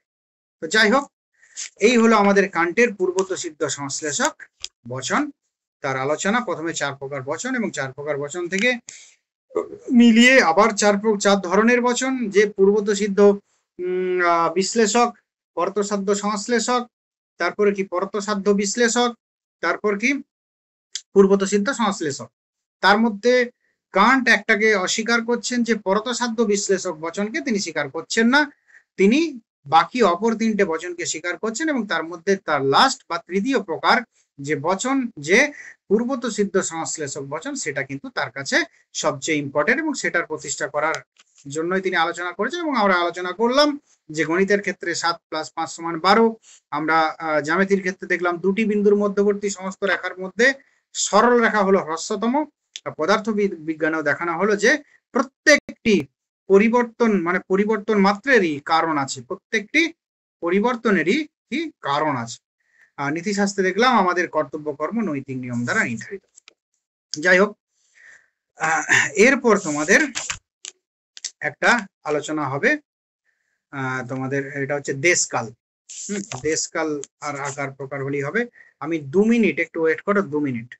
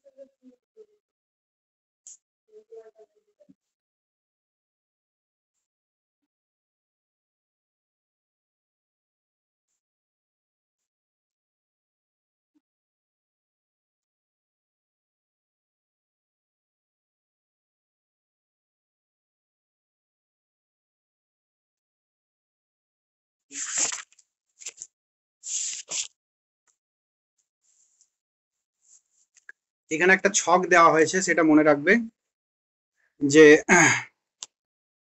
ক্রিটিক অফ পিওরিজম গ্রন্থটার যে বিভাগটা, ট্রান্সেন্ডেন্টাল ডক্ট্রিন অফ এলিমেন্টস আর ট্রান্সেন্ডেন্টাল ডক্ট্রিন অফ মেথডস। তো ট্রান্সেন্ডেন্টাল ডক্ট্রিন অফ এলিমেন্টস এ আলোচনা যে পার্ট, সেখানে আবার দুটো পার্ট, একটা হচ্ছে ট্রান্সেন্ডেন্টাল অ্যাস্থেটিক্স আর একটা হচ্ছে ট্রান্সেন্ডেন্টাল লজিক। তো আমরা যে এই যে আলোচনাটা করব ট্রান্সেন্ডেন্টাল অ্যাস্থেটিক্স, এটা হচ্ছে যে এই স্পেস এন্ড টাইমটা, সেটাই ট্রান্সেন্ডেন্টাল অ্যাস্থেটিক্স এর মধ্যে পড়বে। তো আর ট্রান্সেন্ডেন্টাল যে লজিক, সেই লজিকের আবার দুটো পার্ট, একটা হচ্ছে ট্রান্সেন্ডেন্টাল অ্যানালিটিক, ওটা হচ্ছে যে ক্যাটাগরিজ অফ আন্ডারস্ট্যান্ডিং, ওটা হচ্ছে যে আমাদের 12টা ক্যাটাগরি আছে, সেই ক্যাটাগরি আলোচনা। আর দ্বিতীয়টা যেটা ট্রান্সেন্ডেন্টাল ডায়ালেকটিক্স, এটা হচ্ছে কনসেপ্ট অফ পিওর রিজনের কনসেপ্ট সম্পর্কে। তো এরপর যেটা একদম প্রথমে দেখো যে ক্রিটিক অফ পিওর রিজনের যেটা দুটো ভাগ, যেটা হচ্ছে ট্রান্সেন্ডেন্টাল ডক্ট্রিন অফ এলিমেন্টস আর একটা ট্রান্সেন্ডেন্টাল ডক্ট্রিন অফ মেথডস। তো এই ডক্ট্রিন অফ মেথডসে সেখানেও কিছু আলোচনা আছে, আর এলিমেন্টসেও কিছু আলোচনা আছে। এই মেথডসের এখানে আলোচনা আছে, নোমেনারও আলোচনা আছে, ফিনোমেনা। এইটা ডক্ট্রিন অফ এলিমেন্টস আর ট্রান্সেন্ডেন্টাল ডক্ট্রিন অফ মেথডস এর মধ্যে নোমেনার আলোচনা আছে, সেগুলো আমি বলবো। তো যাই হোক, আমাদের যেটা মূল ব্যাপার, এটাও আসতে পারে যে এই আমাদের দেশ এবং কাল সম্পর্কিত যে আলোচনা, সেন্সিবিলিটি, ফ্যাকাল্টি অফ সেন্সিবিলিটি, সেটা কোথায় না ট্রান্সেন্ডেন্টাল অ্যাস্থেটিক্স এ আলোচনা আছে। আর ফ্যাকাল্টি অফ আন্ডারস্ট্যান্ডিং, সেটা কোথায় না ক্যাটেগরিজ অফ আন্ডারস্ট্যান্ডিং বা ফ্যাকাল্টি অফ আন্ডারস্ট্যান্ডিং, সেটা কোথায় না ট্রান্সেন্ডেন্টাল অ্যানালিটিক্স এ আলোচনা আছে। অ্যানালিটিক সেটা কোথায় না ট্রান্সেন্ডেন্টাল লজিকের একটা পার্ট। যাই হোক, পূর্বত সিদ্ধ অনুভব রূপে দেশ এবং কাল, আমরা অনেক পূর্বত সিদ্ধ বচন নিয়ে আলোচনা করলাম, এবং কান্টের বচন মানে ফিলোসফিতে, কান্টের দর্শনে পূর্বত সিদ্ধ সংশ্লেষক বচন যেমন ইম্পর্টেন্ট,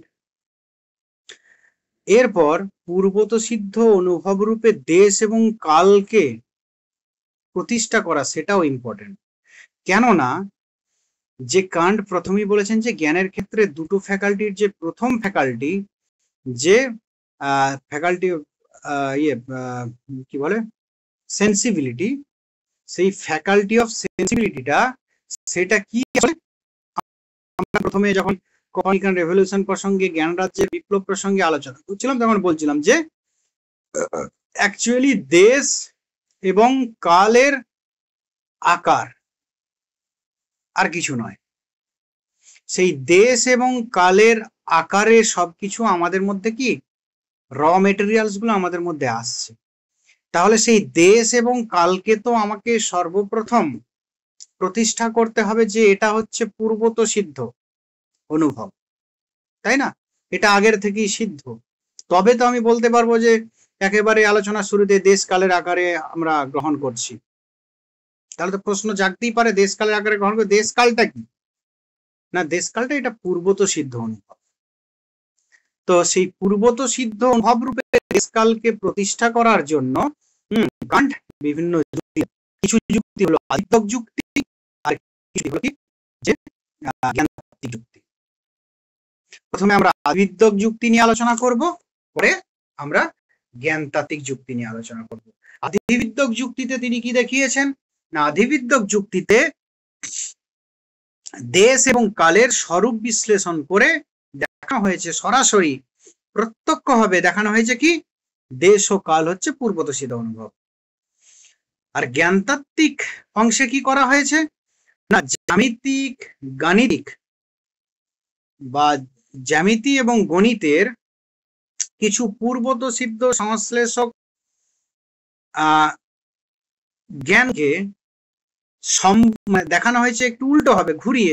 সেখানে দেখানো হয়েছে কি গাণিতিক এবং জ্যামিতিক কিছু বচন নেওয়া হয়েছে এবং বলা হয়েছে এই বচনগুলোকে পূর্বতসিদ্ধ সংশ্লেষক বচন বলা যাবে না যদি না আমরা দেশ এবং কালকে পূর্বতসিদ্ধ অনুভব রূপে স্বীকার করি। বোঝা গেল? তাহলে প্রথম কি আধিবিদ্যক যুক্তিতে দেখানো হয়েছে দেশ এবং কালকে সরাসরি বিশ্লেষণ করে দেখানো হয়েছে যে দেশ এবং কাল হলো কি পূর্বতসিদ্ধ অনুভব। জ্ঞানতাত্ত্বিক অংশে দেখানো হয়েছে ঘুরিয়ে গাণিতিক জ্যামিতিক কিছু বচনকে নেওয়া হয়েছে এবং বলা হয়েছে এই বচনগুলোকে পূর্বতসিদ্ধ অনুভব বলা যাবে না যদি না দেশকালকে আমরা পূর্বতসিদ্ধ অনুভব রূপে পূর্বতসিদ্ধ সংশ্লেষক বচন বলা যাবে না যদি না আমরা দেশকালকে পূর্বতসিদ্ধ অনুভব রূপে স্বীকার করি। তাহলে দেশকালকে পূর্বতসিদ্ধ অনুভব রূপে স্বীকার করলে পরেই আমরা কি করতে পারবো না এই গাণিতিক বা জ্যামিতিক এই পাটিগণিত হোক বীজগণিত হোক যাই হোক এই সকল বচনগুলোকে আমরা পূর্বতসিদ্ধ সংশ্লেষক বচন হিসাবে প্রতিষ্ঠা করব। বোঝা গেল? এরপর দেখো আধিবিদ্যক দিক দিয়ে কি করছেন চার ভাগে মোটামুটি চার ভাবে দেখাবেন যে কি করে দেশ এবং কাল পূর্বতসিদ্ধ অনুভব। প্রথম যেটা বলছে ধরো আমরা কি বলি, আমরা বাস্তব ক্ষেত্রে আমরা বলি কি যে কোনো একটি বস্তু কারো কাছে আছে কারো দূরে আছে, কোনো একটি বস্তু কোনো একটি বস্তুর চেয়ে উপরে আছে, কোনো একটি বস্তু কোনো একটি বস্তুর চেয়ে নিচে আছে, এরকম আমরা ব্যবহার করে থাকি, তাই তো? কিন্তু প্রকৃতপক্ষে যদি বিচার করে দেখি যে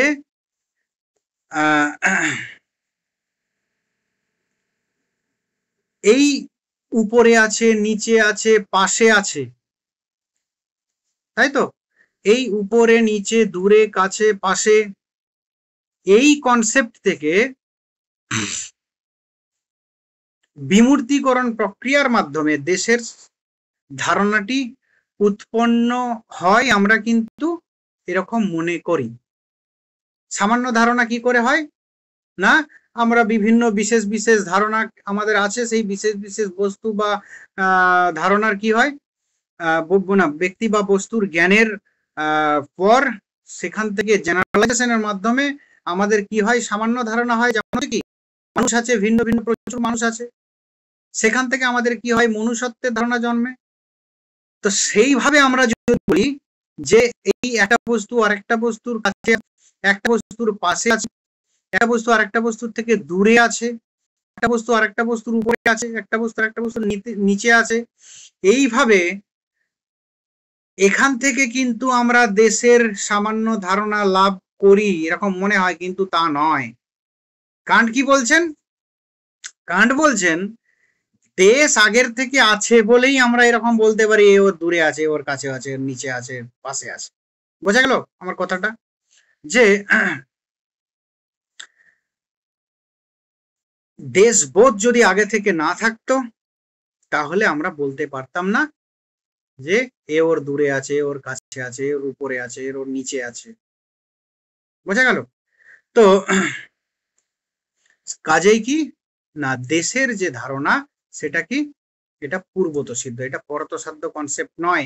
আমরা মানে মূল কথা কি ক্ষুদ্র মানে দেশ কোনো সামান্য ধারণা নয়। সামান্য ধারণা হলে কি হতো না ক্ষুদ্র ক্ষুদ্র দেশের জ্ঞানের হওয়ার পর আমার সামান্য বৃহৎ দেশের জ্ঞান হতো, এরকম নয়। আমাদের দেশের জ্ঞান পূর্বতসিদ্ধ জ্ঞান, দেশের জ্ঞানটা আছে বলেই আমরা বলতে পারি যে এই বস্তুটা আমার কাছে আছে, এই বস্তুটা আমার দূরে আছে, এই বস্তুটা আমার উপরে আছে, এই বস্তুটা আমার নিচে আছে, এরকম। বোঝা গেল? একইভাবে কালের ক্ষেত্রেও তাই, কালও একটা এরকম কোনো সামান্য ধারণা নয়, ইন্দ্রিয় অভিজ্ঞতা জনিত সামান্য ধারণা নয়। কি হয় না বলছে অনেকে বলেন যে ক্ষুদ্র ক্ষুদ্র বিভিন্ন কালিক ঘটনা, পূর্বাপর্য সম্পর্ক, সহাবস্থান ইত্যাদি প্রত্যক্ষ করে বিমূর্তকরণ প্রক্রিয়ার মাধ্যমে আমরা কি কালের সামান্য ধারণা লাভ করি, এরকম নয়। বলছে কাল আছে বলেই আমরা বলি এই ঘটনাটা আগে ঘটেছে, এই ঘটনাটা পরে ঘটেছে। কালের ধারণা আগে থেকেই আছে বলেই আমরা বলি এ ওর থেকে ছোট, এ ওর থেকে বড়। তাহলে প্রথম যে তার দেশ ও কাল যে পূর্বত সিদ্ধ অনুভব, তার প্রথম যুক্তি হচ্ছে কোন ক্ষুদ্র ক্ষুদ্র দেশের অভিজ্ঞতা, ইন্দ্রিয় অভিজ্ঞতা লাভের পর আমরা সামান্য দেশের সামান্য জ্ঞান হয়, এরকম নয়। দেশের কনসেপ্ট আগের থেকেই আছে বলে আমাদের ওই ক্ষুদ্র দেশের অনুভবটা হয়।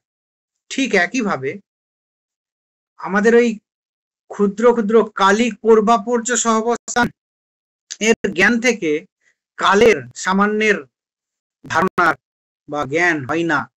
আমাদের কালের ধারণা আগের থেকে আছে বলে আমাদের পূর্বাপর্যের জ্ঞান হয়, আমাদের সহাবস্থানের জ্ঞান হয়, আমরা বলি ওর থেকে ছোট, এর থেকে বড়, তাই হলো তো সকলের জ্ঞান দেশ এই কাল আছে বলেই সম্ভব হয়। তাই 1 নম্বর যুক্তি, ক্ষুদ্র দেশ বা ক্ষুদ্র কালের অভিজ্ঞতার মাধ্যমে আমাদের কি না দেশ এবং কালের সামান্য ধারণা হয় না, আমাদের দেশ এবং কালের ধারণাটা কি, এটা পূর্বত সিদ্ধ। এটা দেশ এবং কাল আগের থেকেই আছে বলেই আমাদের এই দৈশিক উপর নিচে আশেপাশে বা কালিক পূর্বাপর্য সহাবস্থান ইত্যাদির জ্ঞান হয়ে থাকে। তাহলে কি দেশ এবং কাল পূর্বত সিদ্ধ অনুভব। 1 নম্বর যুক্তি হলো। 2 নম্বর, তো দ্বিতীয়তে তিনি দেখাচ্ছেন যে দেশবোধ হলো আবশ্যিক ও পূর্বত সিদ্ধ। আবশ্যিক এবং পূর্বত সিদ্ধ, এটা তো প্রথমে তিনি দেখিয়ে দিলেন যে এটা কোনো অভিজ্ঞতালব্ধ সামান্য ধারণা নয়, এটা আগের থেকেই আছে, মানে পূর্বত সিদ্ধ। ঠিক আছে, এরপর তিনি আরেকটু অন্যভাবে দেখাচ্ছেন যে দেশবোধ হলো আবশ্যিক এবং পূর্বত সিদ্ধ। সেটা কি না, যা সমস্ত বাহ্য অনুভবকে সম্ভব করে, অর্থাৎ দেশ বা দেশবোধ হলো সমস্ত বাহ্য অনুভবের অপরিহার্য বা আবশ্যিক শর্ত। বাহ্য অনুভব হতে গেলে দেশবোধ আগের থেকে থাকতেই হবে। প্রথমে তিনি দেখালেন এটা কোনো ক্ষুদ্র দেশ বা ক্ষুদ্র কালিক বা দৈশিক কোনো অভিজ্ঞতার মাধ্যমে দেশ এবং কাল সামান্য রকম নয়, পুরো উল্টোটা, দেশ এবং কাল আছে বলে পূর্বত সিদ্ধ বলেই আমাদের এরকম ক্ষুদ্র দেশ বা কালিক, আমাদের পারম্পর্য সহাবস্থান এই ধরনের জ্ঞান হয়। দ্বিতীয়তে তিনি দেখাচ্ছেন যে দেশবোধ বা কালবোধটা পরে বলছি। দেশবোধ হচ্ছে কি না, দেশবোধ হচ্ছে সমস্ত বাহ্য অনুভবের অপরিহার্য আবশ্যিক শর্ত। বাহ্য অনুভব হতে গেলে দেশবোধ আগের থেকেই থাকতে হবে। বাহ্য অনুভব হতে গেলে দেশবোধ আগের থেকে থাকতে হবে। আগের থেকে মানে কি, সেই পূর্বত সিদ্ধ। এরপর দেখা যাক, তো আমরা বস্তু শূন্য দেশের বা শূন্য দেশের চিন্তা করতে পারলেও দেশ শূন্য বস্তুর চিন্তা করতে পারি না। আমরা এমন দেশ চিন্তা করতে পারি যে বস্তু শূন্য দেশ, যে দেশে কোনো বস্তু নেই, কিন্তু এমন কি আমরা চিন্তা করতে পারি যেখানে দেশ নেই অথচ বস্তু আছে? পারি না। তাহলে কি আমাদের যে কোনো বাহ্য অনুভবের অপরিহার্য আবশ্যিক শর্ত কি, দেশবোধ। কেননা আমরা দেশ শূন্য বস্তুর কথা ভাবতে পারি না, পক্ষান্তরে বস্তু শূন্য দেশের কথা ভাবতে পারি, যে যেখানে কোনো বস্তু নেই, থাকতেই পারে। তো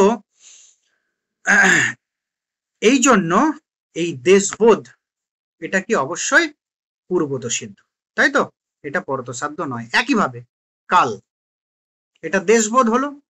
প্রথমটা কি হয়েছিল ভালো করে দেখো, আবার রিলেট করছি, যে ক্ষুদ্র দেশ বা ক্ষুদ্র কালিক পারম্পর্য সহাবস্থান ইত্যাদির থেকে আমরা বিমূর্তিকরণের মাধ্যমে সামান্য ধারণা যে দেশ বা কালের কনসেপ্ট পেয়ে থাকি, সেরকম নয়, বরং উল্টোটা, আগের থেকে আমাদের দেশ বা কালের ধারণা আছে বলেই আমরা বলি এই বস্তুটা এই বস্তুর পাশে আছে, এই বস্তুর উপরে আছে, এই বস্তুর কাছে আছে, দূরে আছে, এরকম বলি।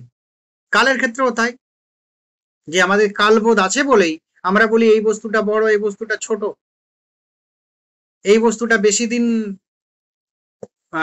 বেশি কাল ধরে আছে, এই বস্তুটা কম কাল ধরে আছে। এই ধরনের ব্যাপারগুলো, এই দুটো বস্তু একই কালে আছে, একই সঙ্গে অবস্থান করছে, এই ধরনের কনসেপ্ট গুলো আমরা বলি আমাদের কালবোধ আছে বলে আগের থেকে, মানে কি পূর্বত সিদ্ধ। এটা 1 নাম্বার যুক্তি ছিল। 2 নাম্বার যুক্তি বলছে যে দেশ বা দেশবোধ ছাড়া কোনো বাহ্য অনুভব সম্ভব নয়, মানে যে কোনো বাহ্য অনুভবের আবশ্যিক বা অপরিহার্য শর্ত কি, সেটা হচ্ছে দেশ। কেননা আমরা বস্তু শূন্য দেশের কথা ভাবতে পারি, কল্পনা করতে পারি, কিন্তু দেশ শূন্য বস্তুর কথা ভাবতে পারি না, যে এমন কোনো কিছু যেটা বস্তু অথচ কোনো দেশ নেই, এটা সম্ভব নয়। তার জন্য দেশ কি বা দৈশিক মানে দেশবোধ কি, সেটা অবশ্যই পূর্বত সিদ্ধ। এরপর কালের ক্ষেত্রে 2 নম্বর যুক্তি দেশটা হলো, এরপর হচ্ছে কালের ক্ষেত্রে ঠিক একই কথা, যে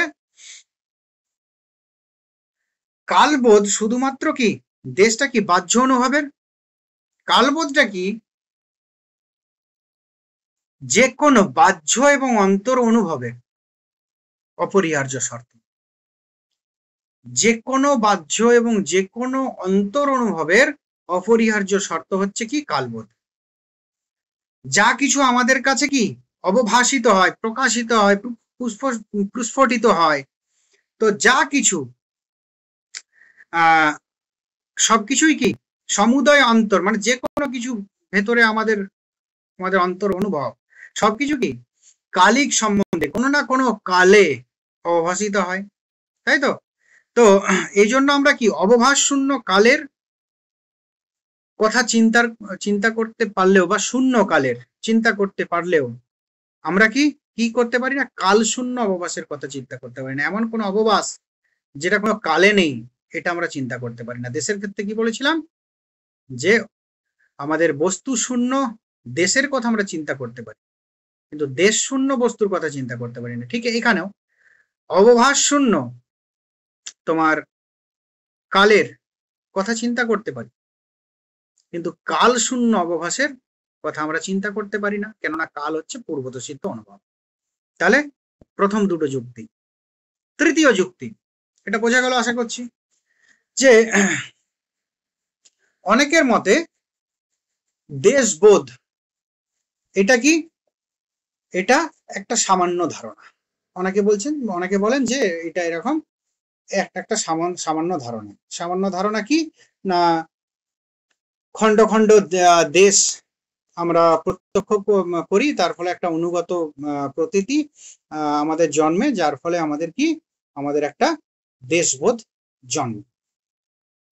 কিন্তু কান্ট বলছেন যে এইভাবে ক্ষুদ্র ক্ষুদ্র দেশের খণ্ড খণ্ড দেশ প্রত্যক্ষ করে আমাদের অনুগত প্রতীতির দ্বারা দেশের ধারণা বা দেশবোধ আমাদের জন্মে না। কিভাবে হয় না, দেশবোধ খণ্ডিত দেশ বা প্রত্যক্ষের উপর নির্ভরশীল নয়, বরং কি উল্টোটা। কি এমন অখণ্ড দেশের ধারণা হতে পারে না, কেননা সামান্য ধর্ম হলো অনেকের মধ্যে অনুগত ধর্ম। দেশবোধ এরকম কোন অনুগত প্রতীতি বা অনুগত ধর্মের মাধ্যমে প্রাপ্ত এটা হতে পারে না, বরং এরকম হতে পারে দেশ একটাই, দেশ কি অখণ্ড দেশ, দেশের কোনো খণ্ডাংশ নেই, তাই তো। তো দেশের কেবল অনুভব সম্ভব, সেই অনুভব ইন্দ্রিয়ানুভব বিষয় নয়, তা হলো বিশুদ্ধ অনুভব।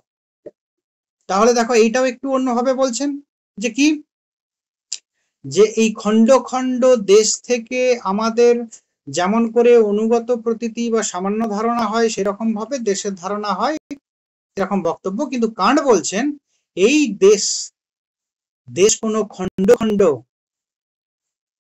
অংশ থেকে দেশের ধারণা হয় না, বরং দেশ কনসেপ্টটাই হলো একটা অখণ্ড কনসেপ্ট, তাই তো।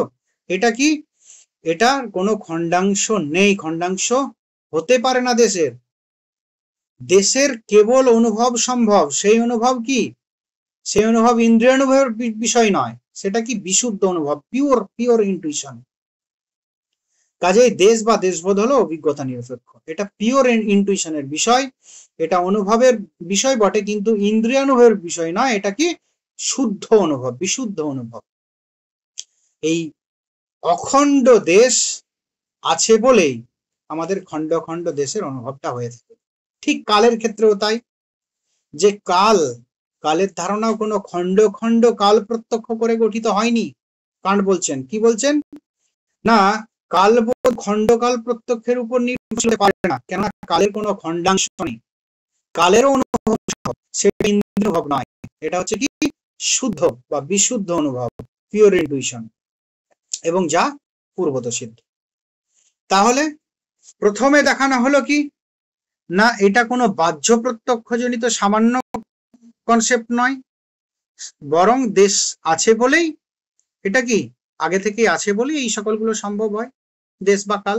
দ্বিতীয়টা যেটা হলো যে বাহ্য অনুভবের দেশবোধ বা মানে দেশবোধ হলো বাহ্য অনুভবের অপরিহার্য তোমার আবশ্যিক শর্ত, এই হিসাবে দেশ পূর্বত সিদ্ধ, কালও তাই বাহ্য এবং অন্তর অনুভবের অপরিহার্য এবং আবশ্যিক শর্ত। তৃতীয়তে দেখানো হচ্ছে যে খণ্ড খণ্ড যে দেশ প্রত্যক্ষ, সেটা কোনো সামান্য ধারণা নয়, দেশবোধ বা দেশ, এটা কি না দেশ হচ্ছে অখণ্ড দেশ, দেশ ইন্দ্রিয়ানুভবের বিষয় নয়, এই অখণ্ড দেশ ইন্দ্রিয়ানুভবের বিষয় নয়, এই অখণ্ড দেশ হলো বিশুদ্ধ অনুভব, পিওর ইন্টুইশন। কালের ক্ষেত্রে যে অখণ্ড কাল, এটা ইন্দ্রিয়ানুভবের বিষয় নয়, এটা হচ্ছে পিওর ইন্টুইশন বা এটা হচ্ছে যে বিশুদ্ধ অনুভব। চতুর্থ নম্বরে কি বলা আছে, যে দেশবোধ এক অনন্ত সীমাহীন বিস্তারের বোধ, যাকে সামান্য ধারণা রূপে গণ্য করা চলে না। কেন চলে না, না দেশ যেমন বিস্তারযুক্ত, সামান্য ধারণাকে তেমন বিস্তারযুক্ত রূপে গণ্য করা চলে না। দেশ কি, এটাকে সামান্য ধারণা রূপে গণ্য করা চলে না, কেন না দেশের মধ্যে বিস্তারযুক্ত ধর্ম আছে, দেশ বিস্তারযুক্ত, বিস্তার নামক ধর্ম দেশে আছে, কিন্তু সামান্য ধারণা সেটার কি বিস্তার রূপ বৈশিষ্ট্য আছে, সেটা কি সামান্য ধারণাটা কি বিস্তারযুক্ত, সামান্য ধারণাটা কি বিস্তারযুক্ত বলা চলে না। ধারণার বিস্তার, সামান্য ধারণা সেটা তো ধারণা, সেই ধারণার বিস্তার এটা কল্পনা করা যায় না, এটা অসম্ভব, তাই তো। তো দেশবোধ যদি সামান্য ধারণা হতো, তা বিমূর্তিকরণ প্রক্রিয়ার মাধ্যমেই, বস্তুর বিশিষ্ট ধর্মগুলিকে অপসারণের মাধ্যমেই তা সম্ভব হতো। এক্ষেত্রে কল্পিত খণ্ডদেশের গুণধর্ম অখণ্ড সমগ্র দেশ অপেক্ষা অনেক বেশি হবে। কিন্তু কান্ট বলছেন কি, না এক অখণ্ড অনন্ত দেশের গুণধর্ম কি সীমাহীন, কল্পিত খণ্ড দেশের গুণধর্ম সীমিত। এই যে এক অখণ্ড দেশ, তার গুণধর্ম কি সীমাহীন, কল্পিত খণ্ড দেশের গুণধর্ম কি সীমিত। কাজেই দেশবোধ বা দেশ সামান্য ধারণা নয়, তা হলো পূর্বত সিদ্ধ শুদ্ধ অনুভব। তাহলে 4 নম্বরেও দেখাচ্ছেন কি, না এটা সামান্য বলা চলে না, কেন সামান্য ধারণা বিস্তার নেই, কিন্তু দেশের কি বিস্তার আছে। তাহলে এই দুটোর মধ্যে পার্থক্য আছে, এটাকে সামান্য ধারণা একেবারেই বলা চলে না, সামান্য ধারণা আবার বিস্তার আছে, সেটা তো মানে কন্ট্রাডিক্টরি। তার জন্য কি বলছেন, এটা কেউ কি কিছু পাঠালে গ্রুপে, যাই পরে দেখা যাবে। এমন ক্ষেত্রে কল্পিত খণ্ডদেশের গুণধর্ম অখণ্ড সমগ্র দেশ অপেক্ষা অনেক বেশি হওয়ার কথা, কিন্তু কান্ট বলছেন যে আসলে এই অখণ্ড, তাই তো অনন্ত দেশের গুণধর্ম সীমাহীন হবে। আমরা এর আগেও পড়েছি যে দ্রব্য, যিনি অখণ্ড সত্তা, যিনি অনন্ত, তার গুণধর্ম অসীম, আমরা স্পিনোজার ক্ষেত্রেও পড়লাম, তো তার গুণধর্ম সীমাহীন হবে। পক্ষান্তরে খণ্ড যে দেশ, কল্পিত যে দেশ খণ্ড দেশ, তার গুণধর্ম সীমিত হবে। কাজেই কি দেশ সামান্য ধারণা নয়, এটা কি এটা অবশ্যই পূর্বতঃসিদ্ধ অনুভব। এরপর কালে কি বলা হচ্ছে? একই কথা, যে একইভাবে কান্ট বলছেন যে কালবোধ বা কাল এক বিরামহীন গতিবোধ, এক বিরামহীন গতিবোধ, যার আদি নেই, যার অন্ত নেই, তাই তো, যাকে সামান্য ধারণা রূপে গণ্য করা তো চলেই না। সামান্য ধারণাকে নিরবিচ্ছিন্ন গতি বা পরিবর্তন রূপে গণ্য করে এমন বলা চলে না যে অসংখ্য খণ্ডগতির ধারণা নিয়েই হলো কালের সামান্য ধারণা। এই কালের সামান্য ধারণাকে এরকম বলা চলে না যে অসংখ্য খণ্ডগতির ধারণা নিয়ে হচ্ছে কালের সামান্য ধারণা। কাল কি? আদপেই এক কি বিরামহীন গতিবোধ, যা আগেও ছিল, এখনো আছে, ভবিষ্যতেও থাকবে, এবং যেটা কি পূর্বত সিদ্ধ, যার কোনো আদি নেই, যার অন্ত নেই, আগের থেকেই যেটা সিদ্ধ হয়ে আছে। তার জন্য এটা কাল কি পূর্বত সিদ্ধ অনুভব। তাহলে চারটে দিক দিয়ে কান্ট দেখাচ্ছেন কি, মানে চারটে মানে আধিবিদ্যক দিক দিয়ে চার ভাবে যে কোনো ভাবে বিশ্লেষণ করে দেখাচ্ছেন কি আসলে দেশ এবং কাল এটা কিন্তু পূর্বত সিদ্ধ অনুভব। এটা অভিজ্ঞতার মাধ্যমে বা অভিজ্ঞতার দ্বারা লব্ধ কোনো কিছু নয়।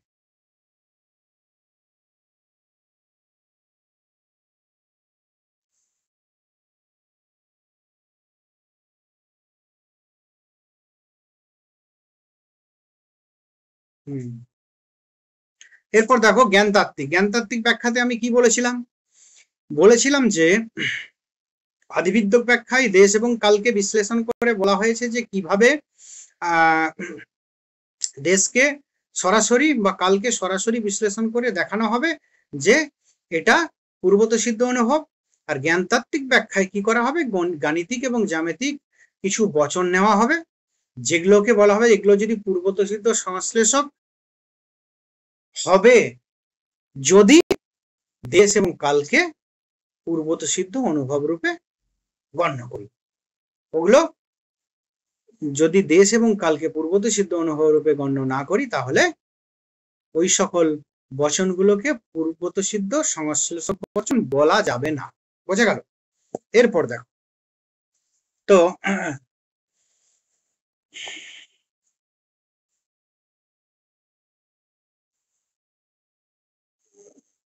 একটা উদাহরণ দেওয়া হলো, দেশ হলো ত্রিমাত্রিক, দেশ হলো ত্রিমাত্রিক। জ্যামিতির এই বচনটি কি? এটা হচ্ছে দেশ সংক্রান্ত ত্রিমাত্রিক। দেশ হলো ত্রিমাত্রিক, জ্যামিতির বচনটা কি দেশ সংক্রান্ত, যা একই সঙ্গে পূর্বত সিদ্ধ এবং সংশ্লেষক। পূর্বত সিদ্ধ কেন? যে অভিজ্ঞতার আগের থেকেই সিদ্ধ, মানে অভিজ্ঞতা নিরপেক্ষ ও এর সত্যতা যাচাই করার জন্য অভিজ্ঞতার প্রয়োজন নেই। আরেকটা কি সংশ্লেষক, কেননা দেশের প্রত্যয়কে বিশ্লেষণ করে ত্রিমাত্রার ধারণা পাওয়া যায় না। একই সঙ্গে তাহলে পূর্বত সিদ্ধ, একই সঙ্গে সংশ্লেষক। দেশবোধ অভিজ্ঞতা নিরপেক্ষ, অর্থাৎ পূর্বত সিদ্ধ হওয়ার জন্যই দেশ সংক্রান্ত জ্যামিতিক বচনও সর্বত্র সত্য, অনিবার্য রূপে সত্য। দেশবোধ যদি পূর্বত সিদ্ধ অনুভব না হতো তাহলে দেশবোধ সংক্রান্ত এই জ্যামিতিক বচনগুলো সর্বৈব সত্য বা অনিবার্য সত্য হতো না, তাই তো? তো তাহলে কি যে এই দেশবোধ এটা কি অবশ্যই পূর্বত সিদ্ধ অনুভব, এটা কোনো সাধারণ ধারণা নয়, পূর্বত সিদ্ধ অনুভব। আবার কি পাটিগণিতের একটি উদাহরণ, যে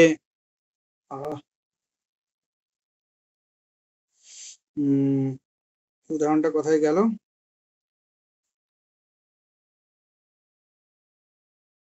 কাল হয় একমাত্রিক, কাল হয় একমাত্রিক। পাটিগণিতের একটা উদাহরণ নিয়ে দেখানো হচ্ছে যে কাল পূর্বত সিদ্ধ অনুভব। প্রথমটা কি জ্যামিতিক উদাহরণ, জ্যামিতিক সবকিছু কি দেশের নিয়ে আলোচনা করে। পাটিগণিতের বেশিরভাগ কি যে কাল, বেশিরভাগ মানে পাটিগণিতের কিছু কিছু মানে কালিক বিষয় নিয়ে আলোচনা করে, সেরকম একটা উদাহরণ দেওয়া হচ্ছে যে কি না কোথায় গেল, কাল হয় একমাত্রিক। এই কাল হয় একমাত্রিক, এটাও পূর্বত সিদ্ধ অনুভব। পূর্বত সিদ্ধ কেন? এটা অভিজ্ঞতার আগের থেকে সিদ্ধ, পূর্ব থেকে সিদ্ধ। আর এটা সংশ্লেষক কেন? না এটা এই কালকে বিশ্লেষণ করে একমাত্রিকতার ধারণাকে পাওয়া যায় না। তো যতই বিশ্লেষণ করি না কেন এটা কি, এটা একমাত্রিকতার ধারণা এটা কি পাওয়া যায় না। তাহলে এটা সংশ্লেষক, তাহলে পূর্বত সিদ্ধ সংশ্লেষক হলো। তো এই যে পূর্বত সিদ্ধ সংশ্লেষক, এটা যদি আমি কালকে যদি আমি পূর্বত সিদ্ধ অনুভব রূপে যদি আমি মেনে না নিতাম, তাহলে কাল সংক্রান্ত এই বচনটিকে পূর্বত সিদ্ধ সংশ্লেষক বলা যেত। এই কালটা এটা কোনো সামান্য ধারণা নয়, এটা কালিক পারম্পর্য বা ক্ষুদ্র ক্ষুদ্র কালের ভিত্তিতে পাওয়া কোনো সামান্য ধারণা নয়।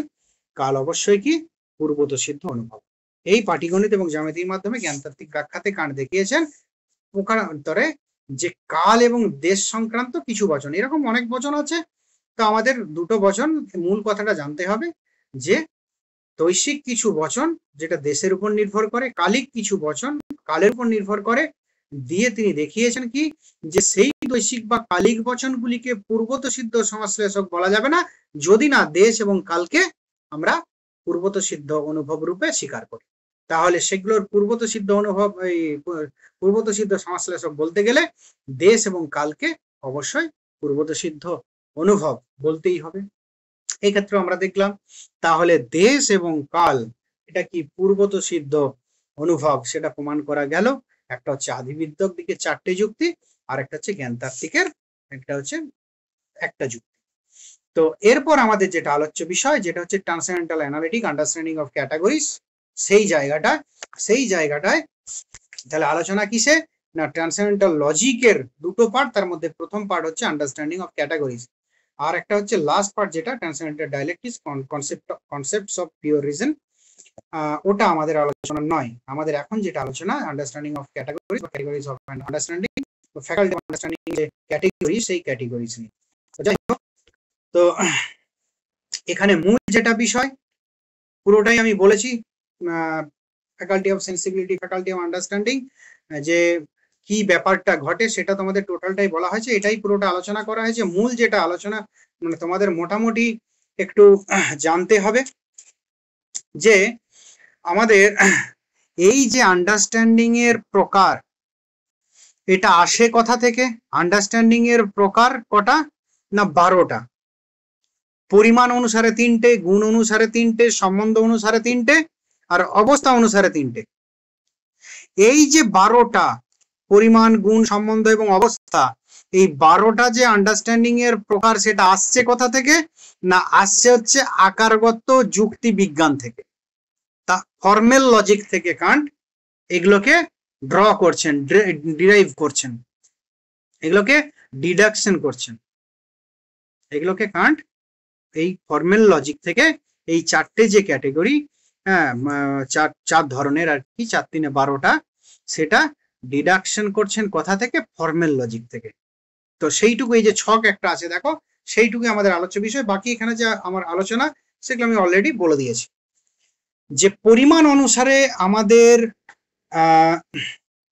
কত মানে কি কি বলা হয়, সামান্য, বিশেষ এবং ঐকিক বা একবাচক, তাই তো? আমরা দেখবে পরিমাণ অনুসারে মোটামুটি 3 ভাগে, ফর্মেল লজিকে পরিমাণ অনুসারে আমরা কি বিভাগ করি, সামান্য, বিশেষ এবং একবাচক, তাই তো?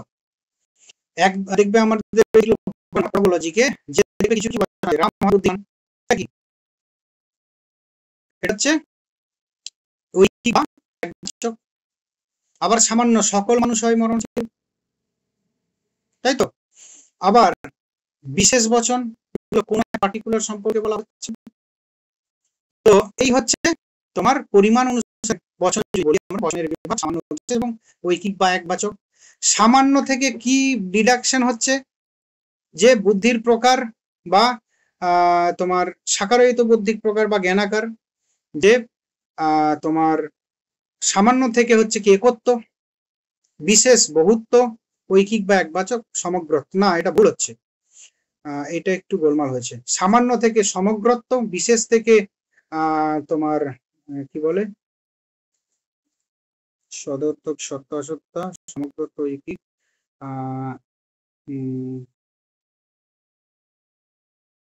একত্ব না, ঠিকই আছে।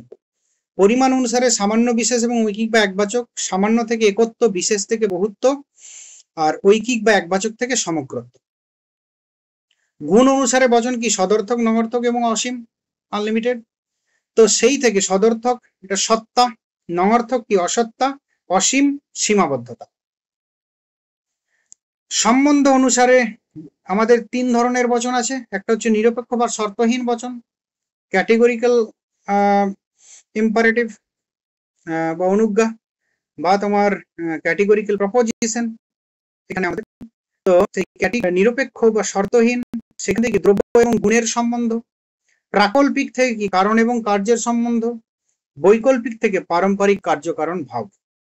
অবস্থা অনুসারে তিন ভাগে আমরা বচনকে বিভাগ করি, সম্ভাবনামূলক, ঘোষক, আর একটা কি অবশ্যম্ভব। সম্ভাবনামূলক থেকে কি সম্ভাব্য অসম্ভাব্য, ঘোষক থেকে কি অস্তিত্ব নাস্তিত্ব, অসম্ভাব্য এটা কি অবশ্যম্ভাব্য ও আপতিক। তো এই যে 12টা, একত্ব, বহুত্ব, সমগ্রত্ব, সত্তা অসত্তা, সীমাবদ্ধতা, দ্রব্য এবং গুণ, কার্যকারণ, পারস্পরিক কার্যকারণ ভাব, আরেকটা হচ্ছে অবস্থা অনুসারে সম্ভাব্য অসম্ভাব্য, অস্তিত্ব নাস্তিত্ব, অবশ্যম্ভাব ও আপতিক। এই 12টা ক্যাটেগরি, এই 12টা প্রকার কারণ দেখিয়েছেন যে ফর্মেল লজিক থেকে আসছে। এই 12টা প্রকার কি করে, আমরা যে ফ্যাকাল্টি অফ সেন্সিবিলিটির মাধ্যমে যে সকল পাই, যে র মেটেরিয়ালস, যে ক্ষুদ্র ক্ষুদ্র ডেটা, সেই ডেটাগুলোর উপরে বুদ্ধিশক্তি এই 12 রকমের প্রকারকে কাজে লাগায় ওখানে। তার ফলে ওগুলোর থেকে জ্ঞান, এক একটা জ্ঞান উৎপন্ন করে। একত্ব, বহুত্ব, সমগ্রত্ব, সত্তা অসত্তা, সীমাবদ্ধতা, দ্রব্যগুণ, কার্যকরণ, পারম্পরিক কার্যকরণ ভাব, আর সম্ভাব্য অসম্ভাব্য, অস্তিত্ব নাস্তিত্ব, অবশ্যম্ভাব ও আপতিক। এই 12টা বৌদ্ধিক প্রকার বা ক্যাটেগরিজ এর কথা বলেছেন কান্ট। এই হচ্ছে আমাদের কান্টের সিলেবাস। এরপর আমরা কিছু কোশ্চেন্স দেখব। তো আমরা চলে যাই যে যেগুলো খুব কমন সেগুলো বলবো না, ঠিক আছে আজকে।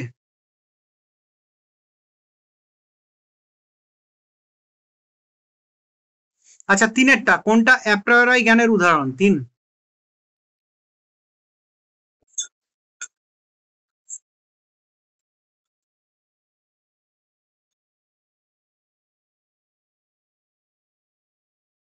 আগুন গরম।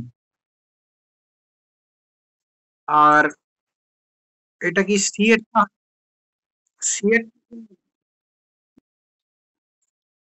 আমি ওটাই বলতে চাইছি যে আগুন গরম এটা কিন্তু যে আমরা মোটামুটি আমরা অভিজ্ঞতার দ্বারাই পেয়েছি, কিন্তু বৃত্তের সব দিক সমান, এটা হচ্ছে রাইট অ্যান্সার। তারপরে কোনটি এম্পিরিক্যাল জ্ঞানের উদাহরণ? 4-এরটা।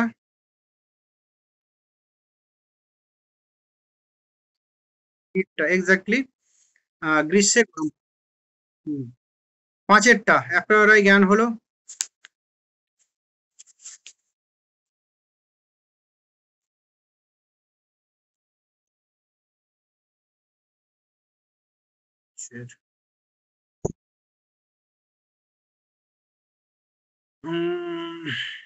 প্রমাণযোগ্য জ্ঞান। হ্যাঁ, এরটা হবে যুক্তি নির্ভর এবং অভিজ্ঞতা মুক্ত।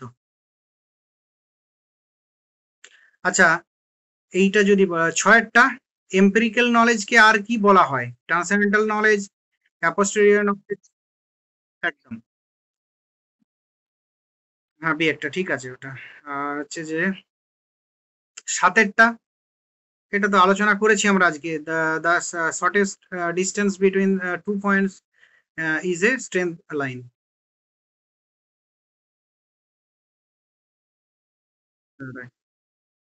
হুম, 8-এরটা এটাও খুব ভালো, water boils at 100 degree Celsius.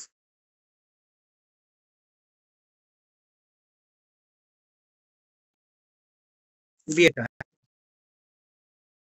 না না, কোনটা? হ্যাঁ, 8 নম্বরটা ইন্টুইটিভ কি করে হবে? আর তুমি তো, না না না, ওটা হচ্ছে বি হবে, অ্যাপোস্টেরিয়র। ইন্টুইটিভ হবে না, ইন্টুইটিভ অন্য প্রসঙ্গ। আহ এখানে সবগুলোই তো ভালোই আছে। এটা তো জানো আশা করছি। 9-এরটা বলো তো।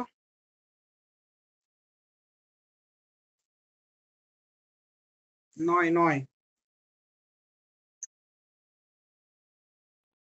হ্যাঁ, আরেকটা হচ্ছে 10-এরটাও বলো, যেগুলো ভালো মনে হচ্ছে এগুলো কোনোটাই এ নয় ভালো। 10-এরটাও বলো। হুম হুম হুম। উম,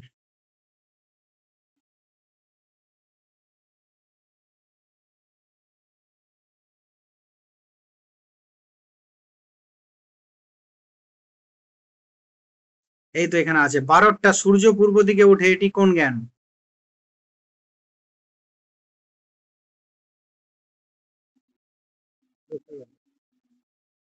একদম। বি।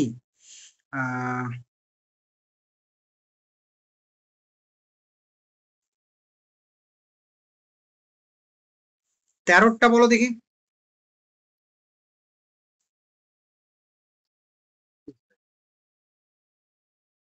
উম,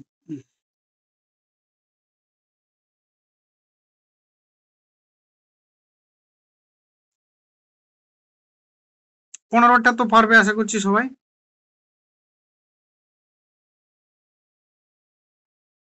16টা বলো, 16টা।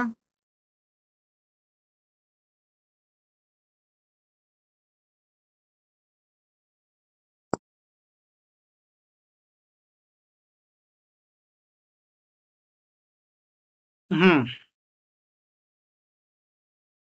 তারপরে হচ্ছে যে, হ্যাঁ এইটা 17টা।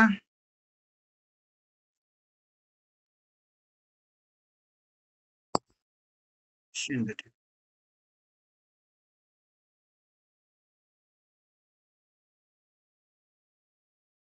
18টা।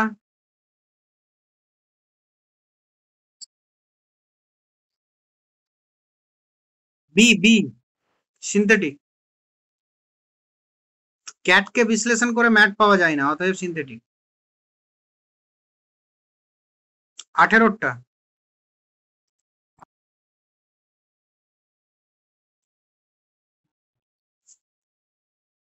পরেরটা তার অপোজিট, একদম সম্পূর্ণ আছে, দরকার নেই।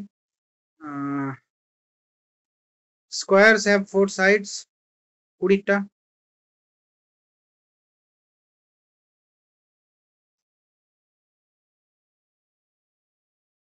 সি হবে, সি, হ্যাঁ।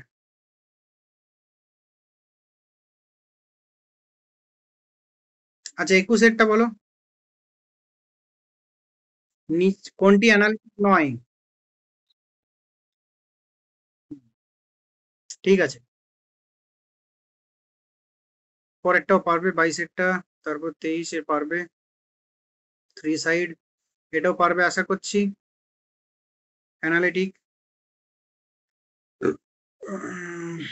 রেড। আচ্ছা, 25-এরটা বলো তো।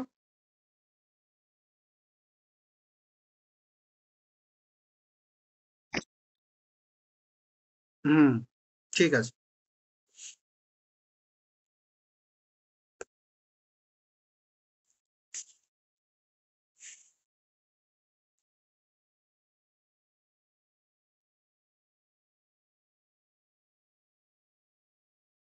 আচ্ছা, 34, 34-এরটা দেখো তো।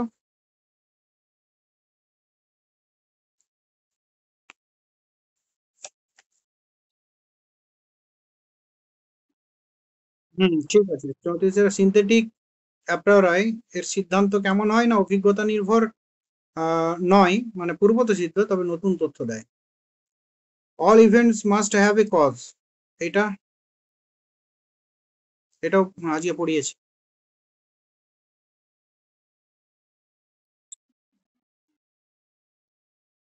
হুম। সিনথেটিক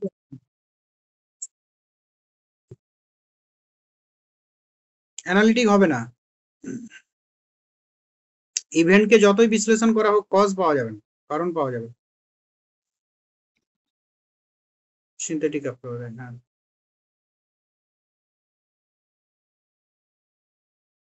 আচ্ছা, এইটা বলো তো, 36-এরটা।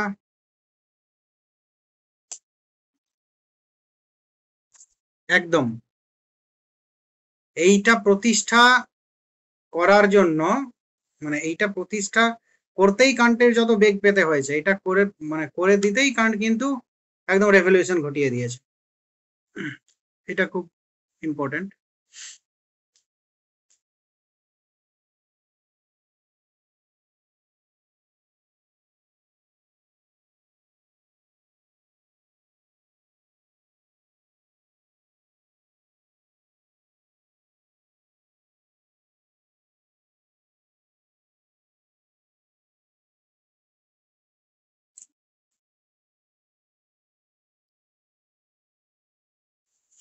হুম,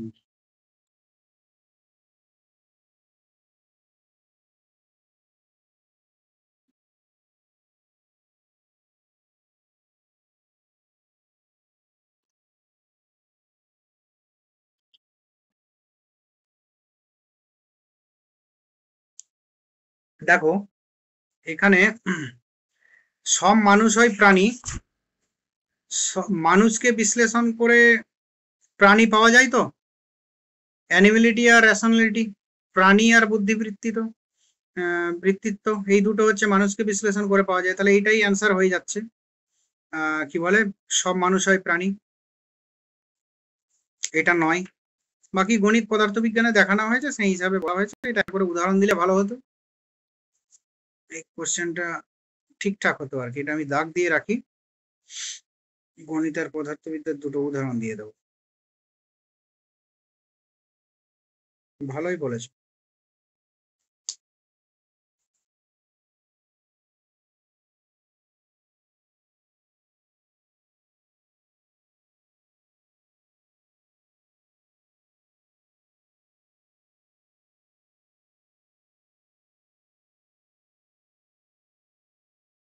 হুম, 44 সেটটা বলো তো। যদিও বই টই নিয়ে ধরি না, আলোচনা করি না, ওগুলো মনে রাখা তোমাদের কিন্তু পিওর রিজন, হ্যাঁ, কিন্তু কান্টের এইটা খুব বলি ধরলাম, ক্রিটিক অফ পিওর রিজন।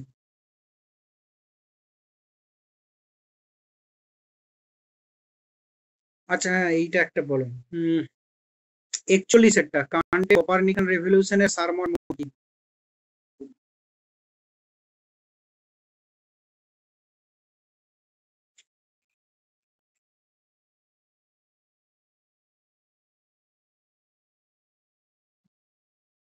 এটা বি হবে।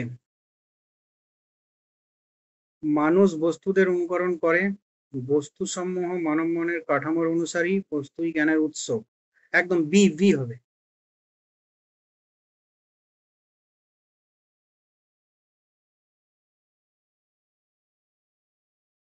কান্টের মতে স্পেস বস্তু জগতের গুণ, বহির্জগতের উপাদান, বুদ্ধির পূর্ব সত্যই তো।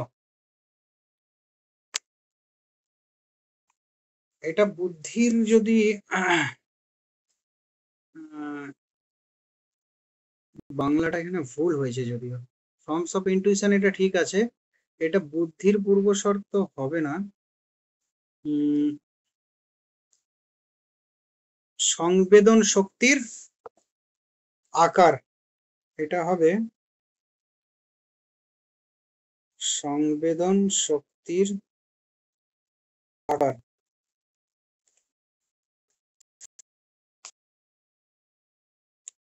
আচ্ছা 48 এরটা বলো তো।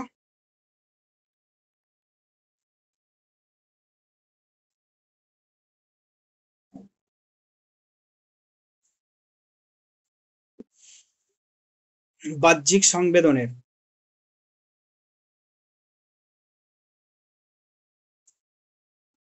এইটা বাহ্যিক সংবেদনের যদি শুধু স্পেস বলেছে তো, উম, অভিজ্ঞতা না, ঠিকই আছে, বাহ্যিক স্পেসটা হচ্ছে যে বাহ্যিক সংবেদন, টাইমটা কালিক, দুটো মিলিয়ে অভিজ্ঞতার, সেটা হচ্ছে না, তা বাহ্যিক সংবেদন আশা করছি। দাঁড়া একটু আমি কনফার্ম হই, কত দাগেরটা। হ্যাঁ ঠিকই আছে।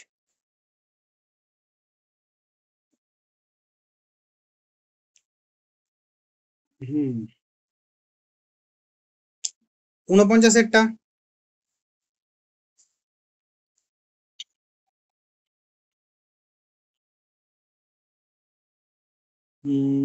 ভালো করে ভাবো তো একটু।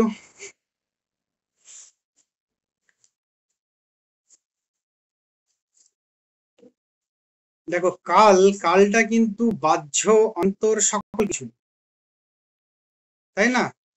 যা কিছু আমরা গ্রহণ করব সবই কিন্তু আমরা মানে যা কিছু গ্রহণ করছি আমরা দেশকালের মাধ্যমেই করছি। বাহ্যিক যা কিছু আছে সব দেশের মাধ্যমে, তাই তো? এবং কালের মাধ্যমেও বটে।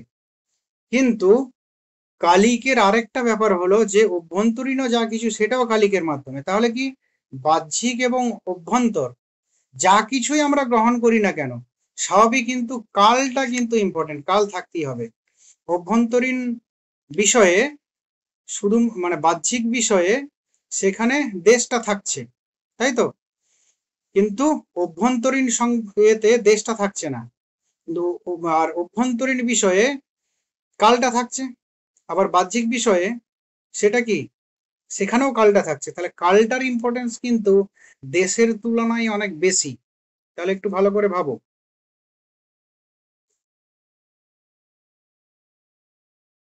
এখানে অপশন, হুম হুম। হ্যাঁ দুটো, এখানে তো আমি অপশন দিয়েছি তিনটে, তাই তো? এটাও তাহলে ভুল আছে। এটা বাহ্যিক এবং অভ্যন্তরীণ সবকিছুর ক্ষেত্রেই টাইমটা ইম্পর্টেন্ট। এটা আমি চেঞ্জ করে দেবো। যুক্তির রূপ হবে না, এটা হচ্ছে আরেকটা অপশন হবে যে উভয়ই, টাইমটা উভয়ই গুরুত্বপূর্ণ। এটা একটু আমি কাটলাম, বিটাতে করে দিলাম উভয়, সি করে দিই, আর এটাকে কেটে দিই বি। তারপরে 50-এরটা বলো।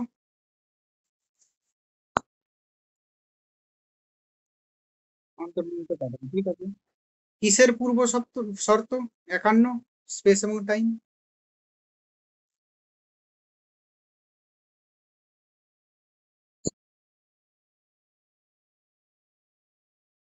কিসের পূর্ব শর্ত দেশ এবং কাল? এটা অভিজ্ঞতার পূর্ব শর্ত। তারপরে 52টা,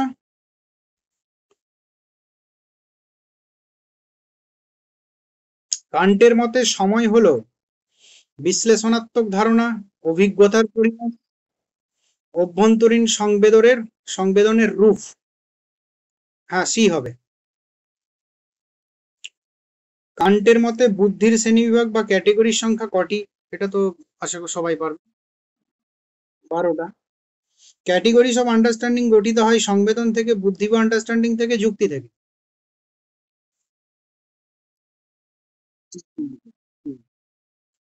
দেখো, বারবার বলছি সংবেদন শক্তির আকার, সেন্সিবিলিটি অফ ইনটুইশন, এটা কি দেশ এবং কাল। সংবেদন শক্তির আকার দেশ এবং কাল। দেশ এবং কাল হচ্ছে অভিজ্ঞতার পূর্ব শর্ত। মানে পূর্ব শর্ত কেন না, যে কোনো বিষয় আমরা দৈশিক ভাবে যেটা আমরা ভেতরে আমাদের যাচ্ছে সেটা দেশ এবং কালের একটা ছাগনি, চশমা, দেশ এবং কাল। যে আমি যা কিছুই গ্রহণ করব দেশ এবং কালের মাধ্যমে গ্রহণ করব। ধরো একটা সানগ্লাস পড়লে তুমি যা কিছুই দেখবে ওই কালারের মাধ্যমেই দেখবে। তুমি ধরো একটা ব্লু সানগ্লাস পড়লে, একটা হোয়াইট, কি বলে হোয়াইট বলছি, ইয়েলো পড়লে, দুটোর মধ্যে দেখো দেখার পার্থক্য হবে। ঠিক একই ভাবে ধরো একটা দেশকালের চশমা পরে আছো, যা কিছু গ্রহণ করবে দেশকালের মাধ্যমে, এটা অভিজ্ঞতার পূর্ব শর্ত। এরপর যেটা পেলে তার উপরে পরে বুদ্ধি কি করবে, একটু ওর উপর কারুকার্য করবে, ওটাকে মিলিয়ে গুছিয়ে তার নিজের কনসেপ্ট অ্যাপ্লাই করে সেটাকে জ্ঞানে পরিণত করবে। সেই জ্ঞানের কটা প্রকার? সেটা হচ্ছে যে বুদ্ধির বা আন্ডারস্ট্যান্ডিং এর কটা প্রকার না, 12টা। সেই 12টা প্রকারের, হ্যাঁ, সবগুলোই যে অ্যাপ্লাই করবে তার কোনো মানে, যেখানে যেটা দরকার সেটা সেই কাজটা করবে বুদ্ধি, তারপর সেটা জ্ঞানে পরিণত। আচ্ছা, নিচের কোনটি কাউন্টার ক্যাটেগরি নয়? 55, বিউটি, একদম। মোডালিটি, এটা কিসে আছে দেখি। কান্টের বুদ্ধির শ্রেণী বিভাগে কজালিটি কোন বিভাগের অন্তর্গত? ওটা ওই ছকটা যদি মনে রাখ, তখন হবে। হ্যাঁ, রিলেশনশিপ, ঠিক আছে। আরেকটা আছে যে নেসেসিটি অ্যান্ড কন্টিনজেন্সি কোন শ্রেণীর অন্তর্ভুক্ত?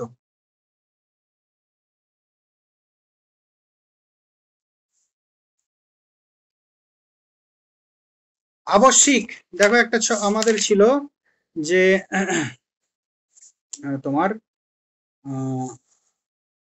অবশ্যম্ভাব ও আপতিক, একদম লাস্টের দেখো ওটা হচ্ছে অবস্থা অনুসারে 10, 11, 12 নাম্বার যেটা।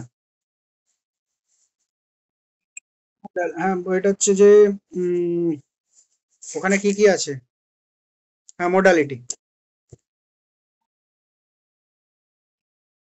হ্যাঁ ঠিক আছে, আজকে এই পর্যন্তই তাহলে।